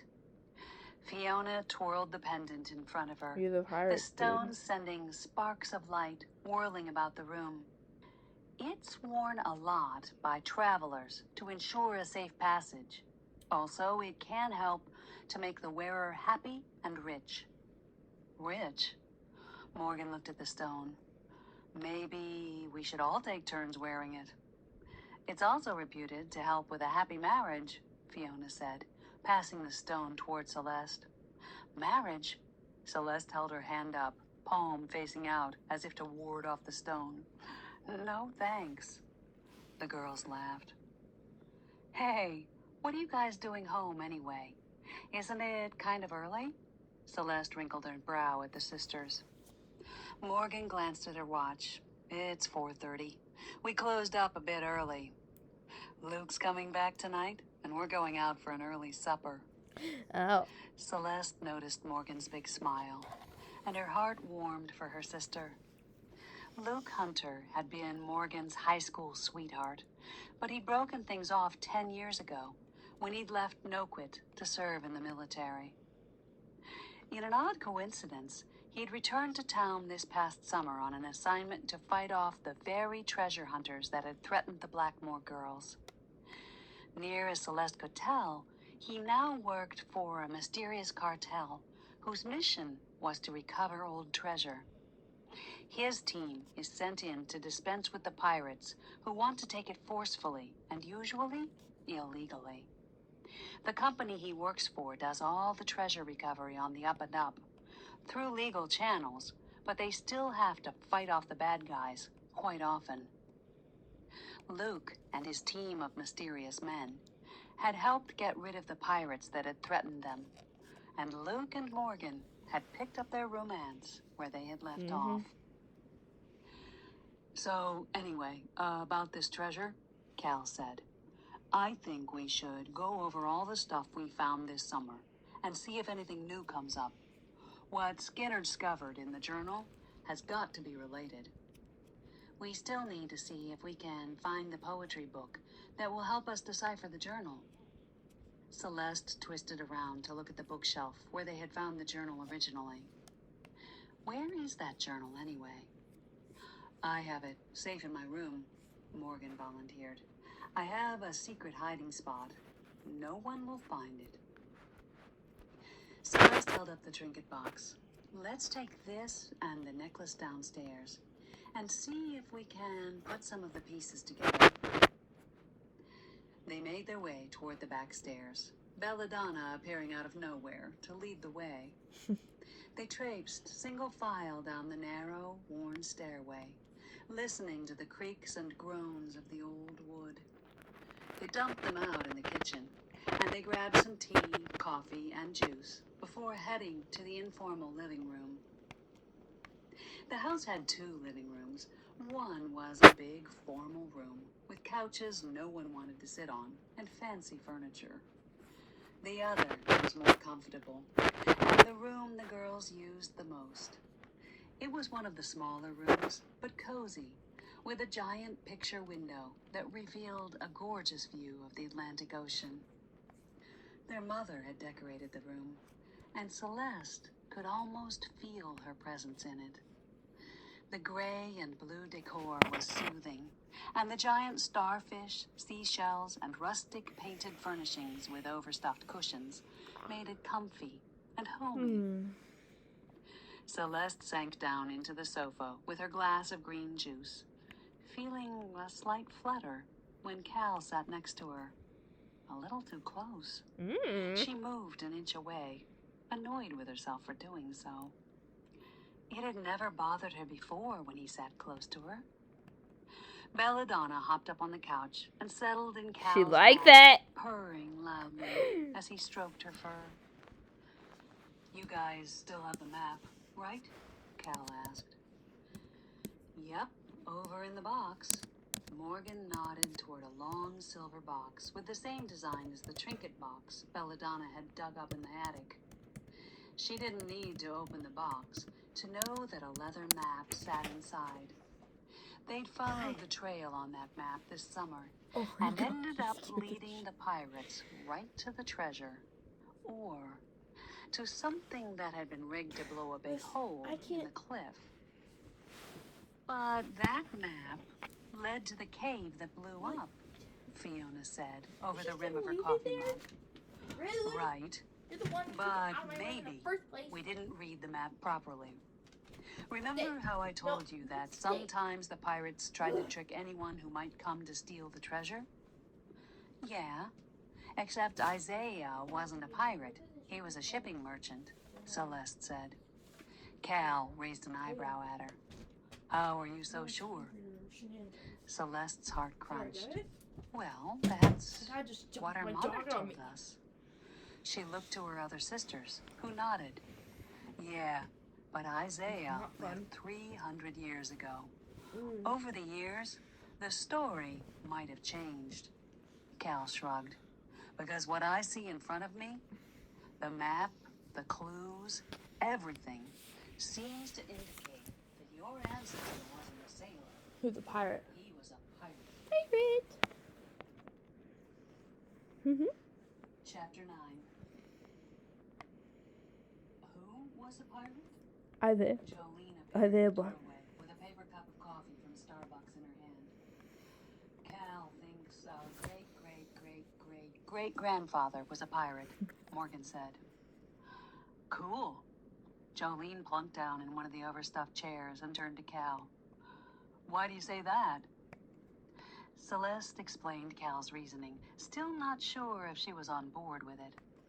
From what she knew, pirates were nasty thieving killers, and she wasn't sure she wanted to be related to one. That makes total sense, Jolene nodded. So, what are you guys doing? We found this in the attic. Celeste pointed to the trinket box and necklace that were lying on the coffee table in front of her. So, we're going over all the clues we found this summer. Those clues led to the map in the box, which we thought was pretty straightforward, Cal cut in. But what if the map wasn't really a map of your yard, like we thought it was? Celeste pressed her lips together. Well, then what would it be of? Cal shrugged. I guess that's what we need to find out. But it makes sense. If Isaiah was a pirate, then he might have done the map in some sort of code. Maybe the map isn't even the real map, Morgan offered.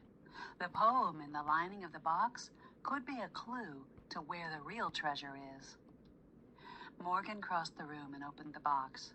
She took out a small, fragile piece of paper, placing it on the coffee table. Celeste looked down at it, reading the faded words written in old-style script.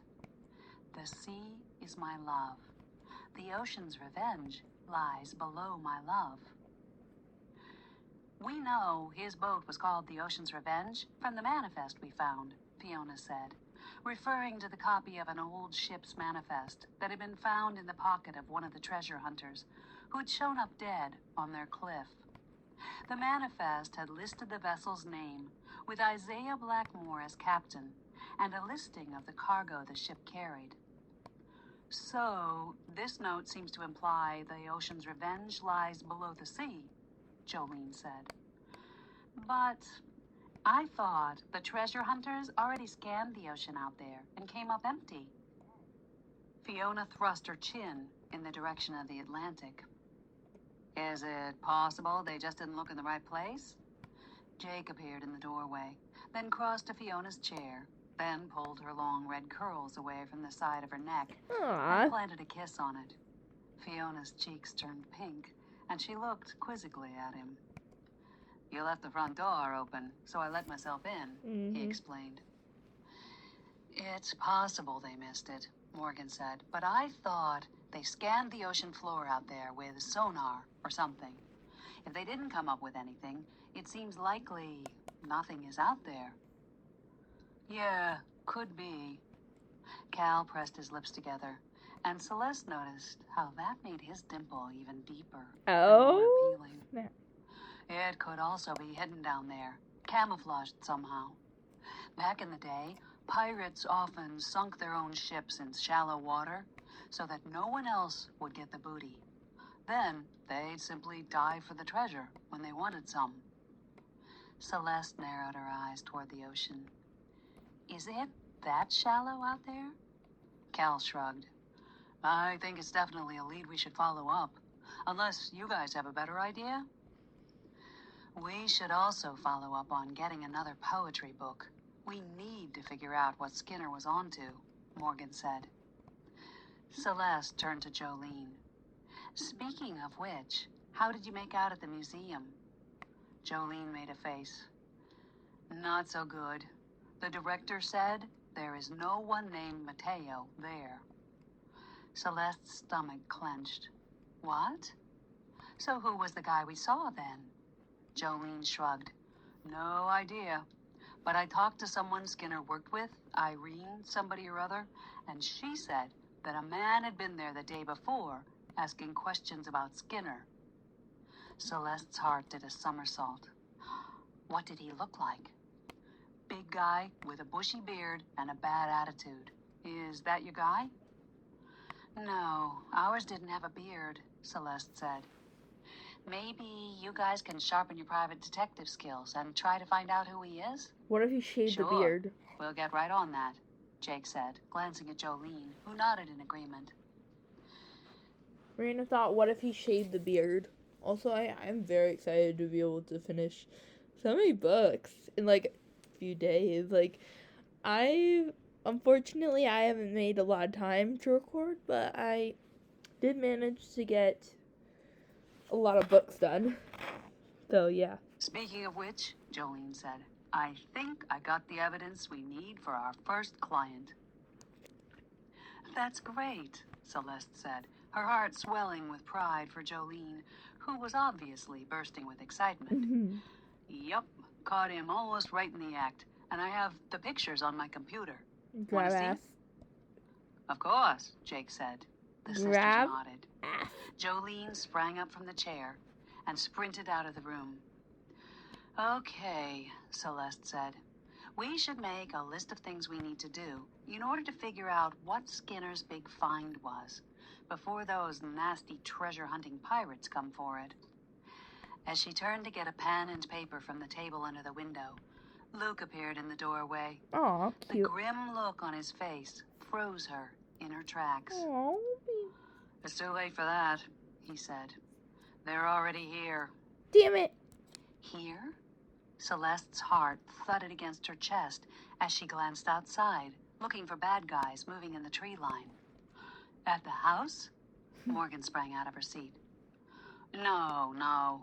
Luke held his hands up in front of him, palms out. I mean in town. But they're looking for treasure that's connected with your land, so they'll be here eventually. How do you know that? Jake asked.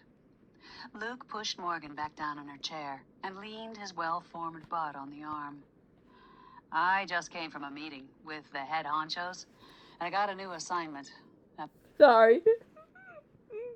But, I'm sorry, but like, I'm sorry, but like, thinking about talking about asses here, like, Joey's like, playing grab ass with another woman that wasn't his wife. Grab ass. Imagine my surprise when I found out it's here in Noquit. And not just anywhere in Noquit, right here, at your house. Celeste narrowed her eyes at him.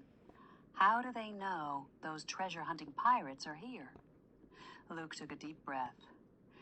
I don't really know how they get their information. There's some kind of underground treasure network. I just know what they tell me. By the way, you guys really should lock your front door. I was able to walk right in. Celeste's heart skipped. Luke and Jake had both just walked right in, which means the treasure hunters could too. She peeked out into the hallway, half expecting to see a band of pirates rushing toward them. I'll lock it, Fiona said, then disappeared out into the hall. Word about Skinner's find must have gotten out. That's why they're here, Cal said. And they are probably the ones who poisoned him. Celeste returned to her seat on the couch with pen and paper in hand. Well, at least one thing is good, Jake said. What's that? Fiona came back into the room, her eyes narrowed at Jake. Luke's already assigned to stop them, so we'll have extra help, Jake said. Yeah, we'll protect you guys from them, but you still need to be on high alert. I don't have to remind you how dangerous these people can be, Luke warned. Jolene skittered into the room, laptop in hand, and stopped short. You guys look like you just ate bad seafood. What's wrong? She turned, noticing Luke on the arm of Morgan's chair. "Oh, hi, Luke. Let me guess. You bring bad news." "Afraid so." No. Luke shrugged, holding his arms out at his sides. "Seems the pirates are back, and they think you still have something worth taking here." "Well, that's not really a big surprise, is it? I mean, considering what happened with Skinner and all," she said, sliding the laptop onto the table by the window. "True," Celeste said. "So now we need to really get our act together and come up with a plan." "Well, like we said before, Jolene and I will try to find out who this Mateo person is." Jake turned to Luke and explained how Morgan and Celeste had gone to Skinner's office and run into the mysterious Mateo. "He could be one of the pirates, and if the pirates are here because of what Skinner found, then we need to know what that was," Luke said. "So we need to either find his notes, if he had them, or decipher the book ourselves," Morgan added. "I don't think we're going to find his notes." Celeste tapped the end of the pen on her front tooth. "So we need to find that poetry book, the cipher key." "Did anyone write down the name of the book and what edition it was?" Cal asked. Everyone shook their heads. "I didn't write it down, but I think I remember." Jolene closed her eyes. "It was green, with gold lettering, leather, dated 1717. The title was Grayson's Poems, and it was the 4th printing." Celeste scribbled the name down on the paper, then stared up at her sister. "You remember all that?" "Yep, I just close my eyes and picture it." "You must have a photographic memory," Cal said. "That would really come in handy for the antique business." Oh. "Hey, watch it, pal. I've already hired her for the PI business," Jake joked. Cal laughed. "I can contact some of the rare book dealers and see if they have that edition." "I think we need to put together a plan to check out the ocean." Morgan pointed to the poem on the table. "That seems to imply something is, or was, out there. I can do some scuba diving out there and check things out in person. Maybe I'll find something that sonar didn't detect," Celeste offered, excited about being able to put her scuba experience to good use. "That sounds like a good start." Cal glanced at the list Celeste had in her lap. "Find Mateo, find the poetry book, and check the ocean." "Yeah, that's plenty for now. In the meantime, my team will try to ferret out where these pirates are staying," Luke said. "Sounds like a plan. Now, let's talk about something positive. Jolene closed our first case today, a cheating spouse." Jake nodded at Jolene. "Let's see the evidence." Jolene turned the laptop screen to face them and clicked a few keys. The monitor was filled with a picture, and she clicked the mouse to scroll. "Oh, sorry, not that one. Some guys got in the way." She scrolled to the next picture, which showed Peterson and the blonde in the open motel room door. "That's it." "Perfect." Jake reached out to shake her hand. "Wait a minute," Luke said. "Go back to that other picture." Jolene scrolled back. Luke leaned forward in the chair. Celeste narrowed her eyes at the picture. In the background, she could see Peterson in front of the hotel room. In front of him, 2 men carried some equipment. "That looks like an underwater metal detector. Where did you take this picture?" Luke furrowed his brow at Jolene. "The Naughty Mariner, out on Belton Road?" "Those could be our bad guys." Luke's lips were pressed in a line as he pulled out his cell phone. "I'll have my men go check it out." "Wow, that would be cool," Jolene said. "Maybe you'll be able to catch them, and we won't have to worry about them coming here." Luke looked at her grimly as he punched numbers on his phone. "We may be able to catch them, but I'm afraid that won't solve our problem." "Why not?" Celeste's brows mashed together, her stomach sinking as she anticipated his response. "Because, from what I heard, this is just the recon crew. There's plenty more coming." Chapter 10. Celeste jerked awake, pulling her feet back from the cold, wet pressure that rubbed against them. She blinked the sleep out of her eyes, her heart skipping, when she saw her grandmother sitting on the end of her bed. Well, not her flesh and blood grandmother. She'd died years ago. This was the ghost of her grandmother. A white vapor that looked just like the real thing, except for the fact that she was mostly transparent. This wasn't the first time Grandma's ghost had visited her, but Celeste still felt a little disturbed when she saw the wispy figure. Belladonna, on the other hand, seemed quite at home with Grandma's ghost and lay on her back, her paws batting at the charms that dangled from the apparition's charm bracelet. "Well, good morning, sunshine," Grandma said in her usually cheery voice. Apparently, Death agreed with her. "Morning, Nana." Celeste scuttled herself back in the bed, pulling the sheets up to her neck. Grandma went over to the window, and the drapes parted themselves to let the morning sun in. She stretched her arms wide, smiling at the view. "It's a beautiful day today." Celeste squinted at the window, shading her eyes against the beams of sun that brightened the room. "Yeah, sunny," she managed to say, still a bit put off by the sudden appearance of her grandmother, jolting her out of her sleep. Her stomach lurched when she looked at the clock beside her bed. It was 8:30. She had 2 yoga classes to teach this morning before she went to the dive shop to rent scuba tanks. "I better get up." She slid her legs out from under the sheet, touching her feet flat on the hardwood floor. Grandma turned from the window, her arms crossed against her chest. "I won't keep you, dear. I just came to tell you to be careful." Celeste's stomach crunched. Her grandma might be a ghost, but it was nice to know she still cared. "Thanks. So you know about all this pirate stuff?" "Of course. Being dead does have its advantages." Grandma waved a hand in the air, the charms on her bracelet tinkling. "But I'm afraid evil forces are at work against you. You and your sisters will need to use all your skills to fight them." "Skills?"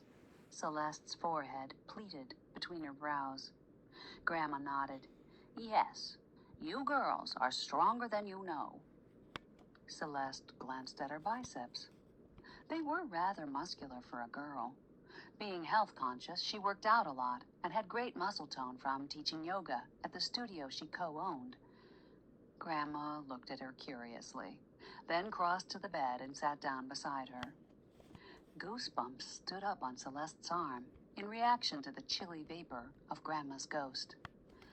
"Things aren't always as they seem, Celeste. You should try not to take them so literally."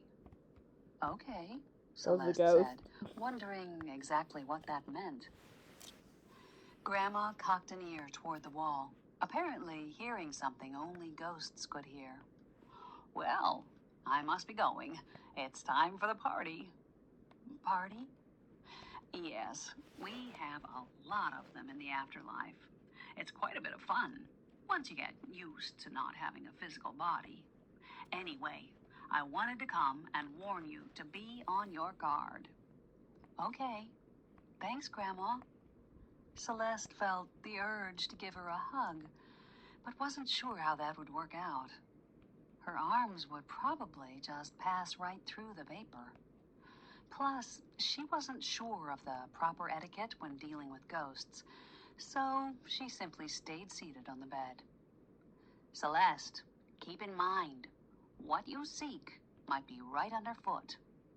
Grandma stamped her foot on the floor. Then she disappeared into a cloud of fading mist, leaving a chill in the room and a slightly damp spot on the bedclothes as the only evidence of her visit. Jolene parked her Dodge Dart across from Reinhard Skinner's house, swearing under her breath when the car stalled out before she could turn it off. She had a love-hate relationship with the car. She loved that it was paid for, but hated that it barely ran. But what did she expect? The car was older than she was. She wasn't supposed to be at Skinner's, but her internet search for the mysterious Mateo had come up blank. Since he'd already been to the museum, she figured he might show up here. She'd talked to Skinner's brother, who had said they wouldn't start to clean out the house for another 2 days, but he promised to take a look tomorrow and see if he could find the Blackmore notes or poetry book, which meant no one should be at the house today, and she'd had a feeling it might be smart to come and take a look. She wasn't going to get out or anything, just sit here and watch. Too bad she didn't know what Mateo looked like, only that he didn't have a beard. The house was small, a 1-story ranch with an attached garage. Looking at the house from her vantage point in the car, she could just barely see the side. It didn't take her long to notice something seemed a little off. Was the door to the garage open a crack? She craned her neck to be sure, her heartbeat picking up speed. She knew she shouldn't go over, but couldn't think of a reason why the door would be open. The driveway was empty, so it wouldn't be any of Skinner's relatives. Maybe one of them had left it open by mistake. She should at least shut the door, shouldn't she? She crept over to the side of the house. Her instincts told her this might not be a good idea. No, it's But not. it was the middle of the day. What could possibly happen in broad daylight? Everything. Splintered wood around the latch told her the door wasn't left open by mistake. Someone had broken in. She found herself wishing she'd finished that gun safety course, gotten her permit, and had a 9mm in her purse. The safest thing would be to run back to the car and call Jake or the police. But she didn't. Instead, she pushed the door fully open Girl. and ventured into the garage. Girl, help. Hello? Her voice echoed in the small space, which smelled of gasoline and concrete. It was cool in here, and a shiver ran up her spine. No one answered. The door to the house was open just an inch. She picked her way toward it. When she was halfway there, the door pushed open toward her. Jolene's heart leapt into her throat as 2 men came through. They didn't notice her at first. They were focused on a notebook the first man carried. The second man pointed to something in the book, his huge biceps flexing as he did it. The first man bent his head to look closer at the notebook, his long beard almost touching it. Jolene froze on the spot. Her brain sent messages to her legs to run, but her legs didn't seem to be receiving them. The 2 men looked up from the book, stopping in their tracks when they saw Jolene standing in the middle of the garage. They stared at each other for 3 long heartbeats before the men sprang into action, throwing down the notebook and rushing toward her. Jolene's heart sank as her legs tried to scramble backwards to escape the grasp of the thigh-sized arm that was hurtling toward her. Suddenly, she regretted not taking those karate classes that Celeste always tried to push on her. No! She yelled out the word, instinctively holding her hand out in front of her with the palm up, facing her attacker.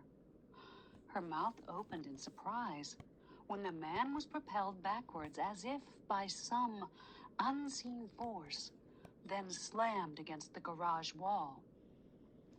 Holy crap, the other guy said, Oh, echoing shit. Jolene's thoughts. Oh, shit, Jolene. Jolene didn't have long to think about how the guy could have possibly been thrown against the wall like that, because he had recovered, and now both guys were rushing toward her. She turned to run, but her feet slipped on something slick. She felt someone grab her as her legs went out from under her. Then her head exploded in pain as everything went dark. What the hell The happened? next thing she knew, she was lying on the damp earth outside the garage and had the distinct impression someone had been grabbing her butt. Oh! Are you all right? Grab ass She again! looked up into velvety brown eyes Shit! that were laced with concern. The world swam into focus, and a hint of recognition sparked in her brain. Ooh. Her heart jerked in her chest, and she pushed away from the stranger who had been kneeling beside her. "You're the pervert from the museum." Oh! She scrambled to her Your feet, favorite backing away from I him. agree with that. "What? I'm not a pervert," he soothed. "I came to help you." "Help me, my ass." Oh! How you felt me touching your butt? Jolene dug in her pocket for her cell phone. "I'm calling the police." The stranger's eyes went wide. "No, don't." "Yeah, right," Jolene said as she dialed. The stranger glanced to the side, then back at Jolene. Their eyes met, and she felt mesmerized, her fingers frozen on the keypad of her phone.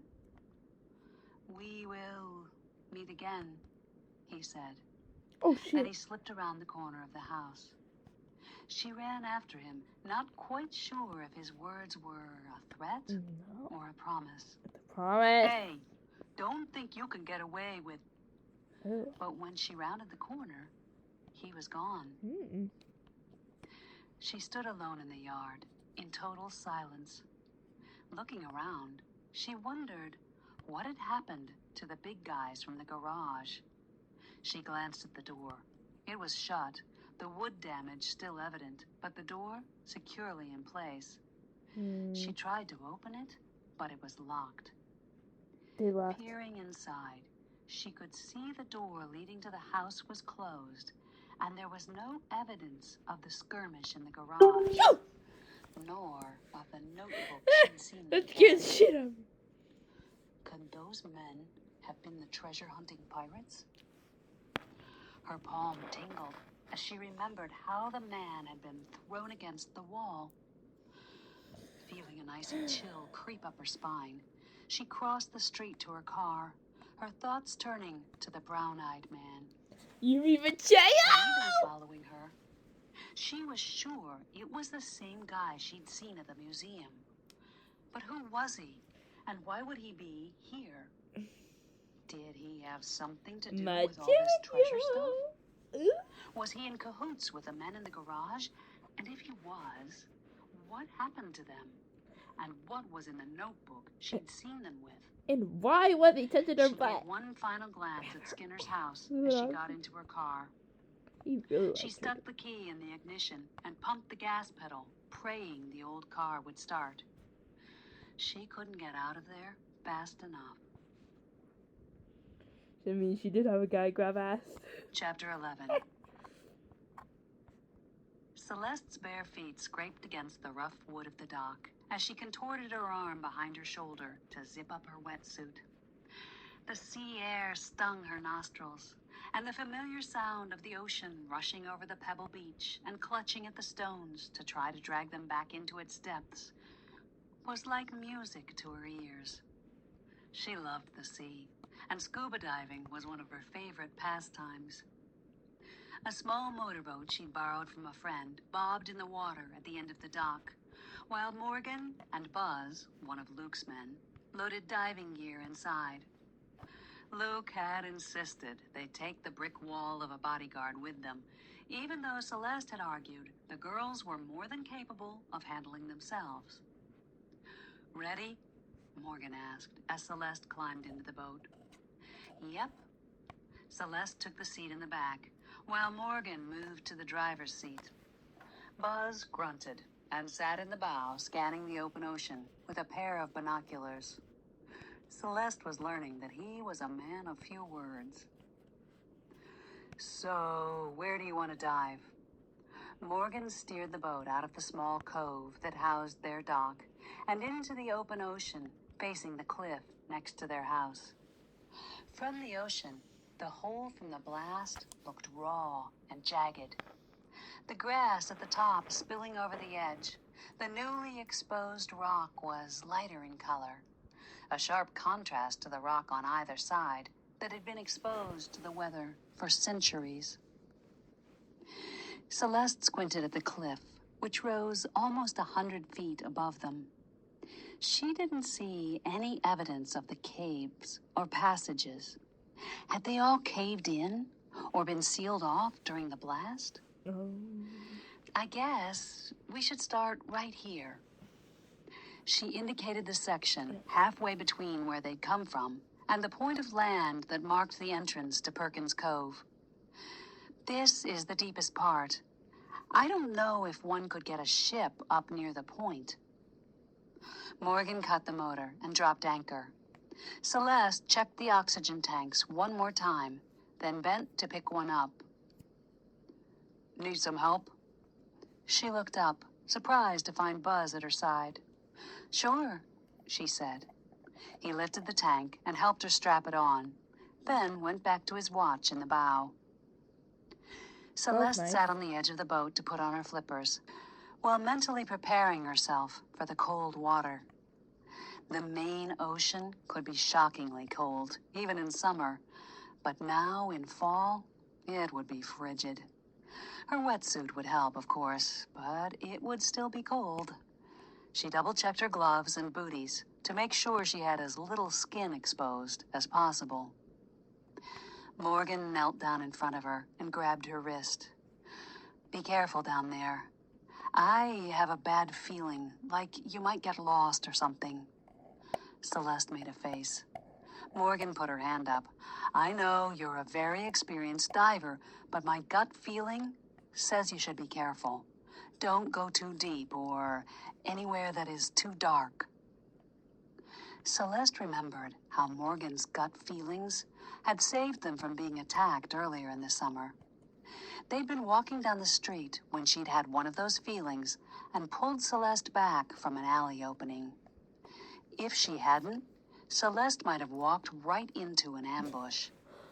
Morgan's gut feeling had helped them escape unharmed. Her grandmother had told her to encourage Morgan to trust her gut feelings more. Clearly, Grandma knew something they didn't.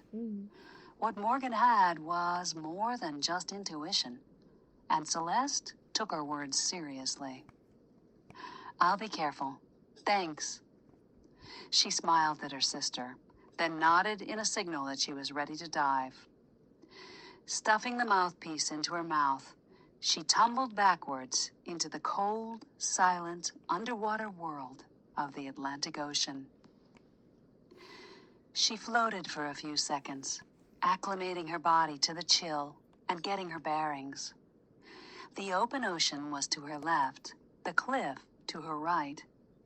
It was rocky here, and she had to be careful not to let the motion of the waves slam her against the rocks. She dove down deeper, where the movement was calmer. The water was clear. She looked from side to side, not really sure what she was looking for. A sunken ship? A treasure chest? She saw a lobster in a sandy patch on the bottom and wondered briefly if she should snag it for supper, deciding against it when she realized she'd feel bad for days, knowing she'd had the power of life and death over the poor creature and chosen its death. She swam along the edge of the rocks toward the point, hearing only the steady sound of her own breathing as she took the stale oxygen into her lungs. Gliding over an outcropping of rocks, she kept her eye mostly on the bottom, looking for anything that didn't seem natural in the crystal clear water. A sense of calm pushed through her as she swam about 20 feet below the surface. She loved the peaceful feeling of being underwater, the quiet, the graceful movement of the fish, seaweed, and other sea creatures. Something wrapped around her ankle. She jerked her foot away, but whatever it was, held on. Probably a long strip of seaweed, she thought, as she turned to untangle it from her foot. She felt a tug on her heart as she saw a shadowy figure, its arm outstretched toward her ankle. She kicked out with her free foot, pulling the other one back as forcefully as she could, but that only caused the grip to tighten. Panic seized her chest. Bubbles cascaded out of her mouth as the figure seemed to materialize before her eyes. A bearded man. One of the treasure-hunting pirates?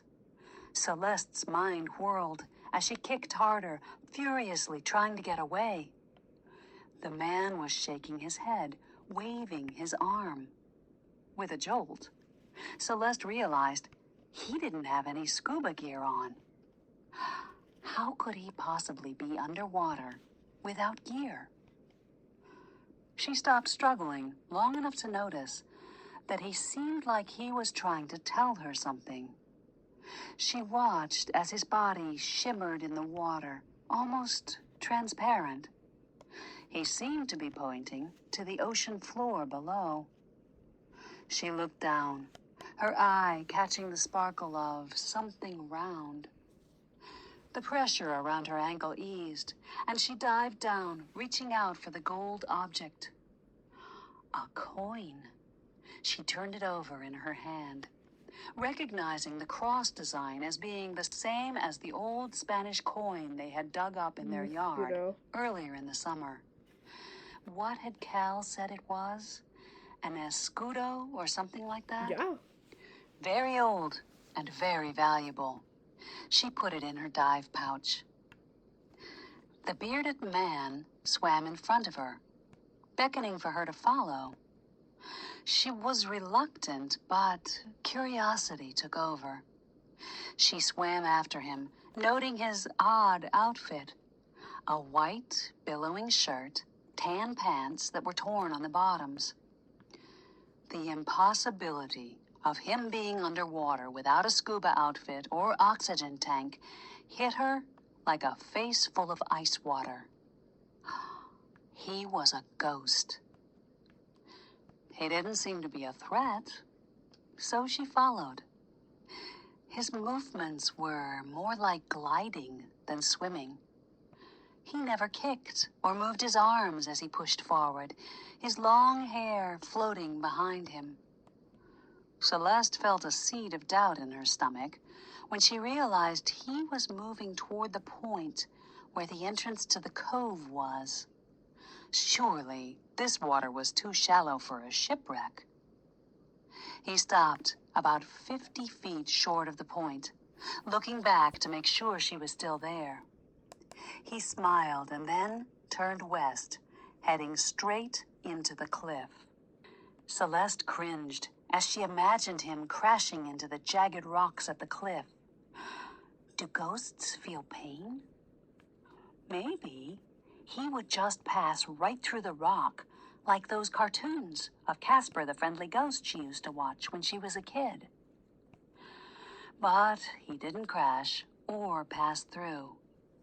He was standing on something, motioning for her to come closer. Her chest tightened when she realized he was standing in the mouth of a big cave. She swam forward just enough to get a good look. She never knew there were caves in the cliffside, and this one was a whopper. She couldn't see very far in, though. It was too dark. The ghost tilted his head toward the back of the cave in a motion that Celeste took to mean he wanted her to follow.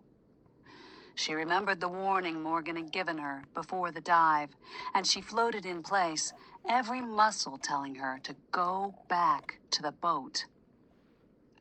The ghost glided out to her, reaching out for her wrist, but she pulled away.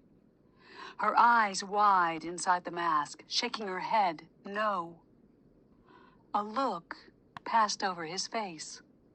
Sadness? He floated back into the cave, and his body disappeared slowly, as if it was evaporating into the water. Random thought. What if that ghost was Isaiah Blackmore? Be like, hey, I know you're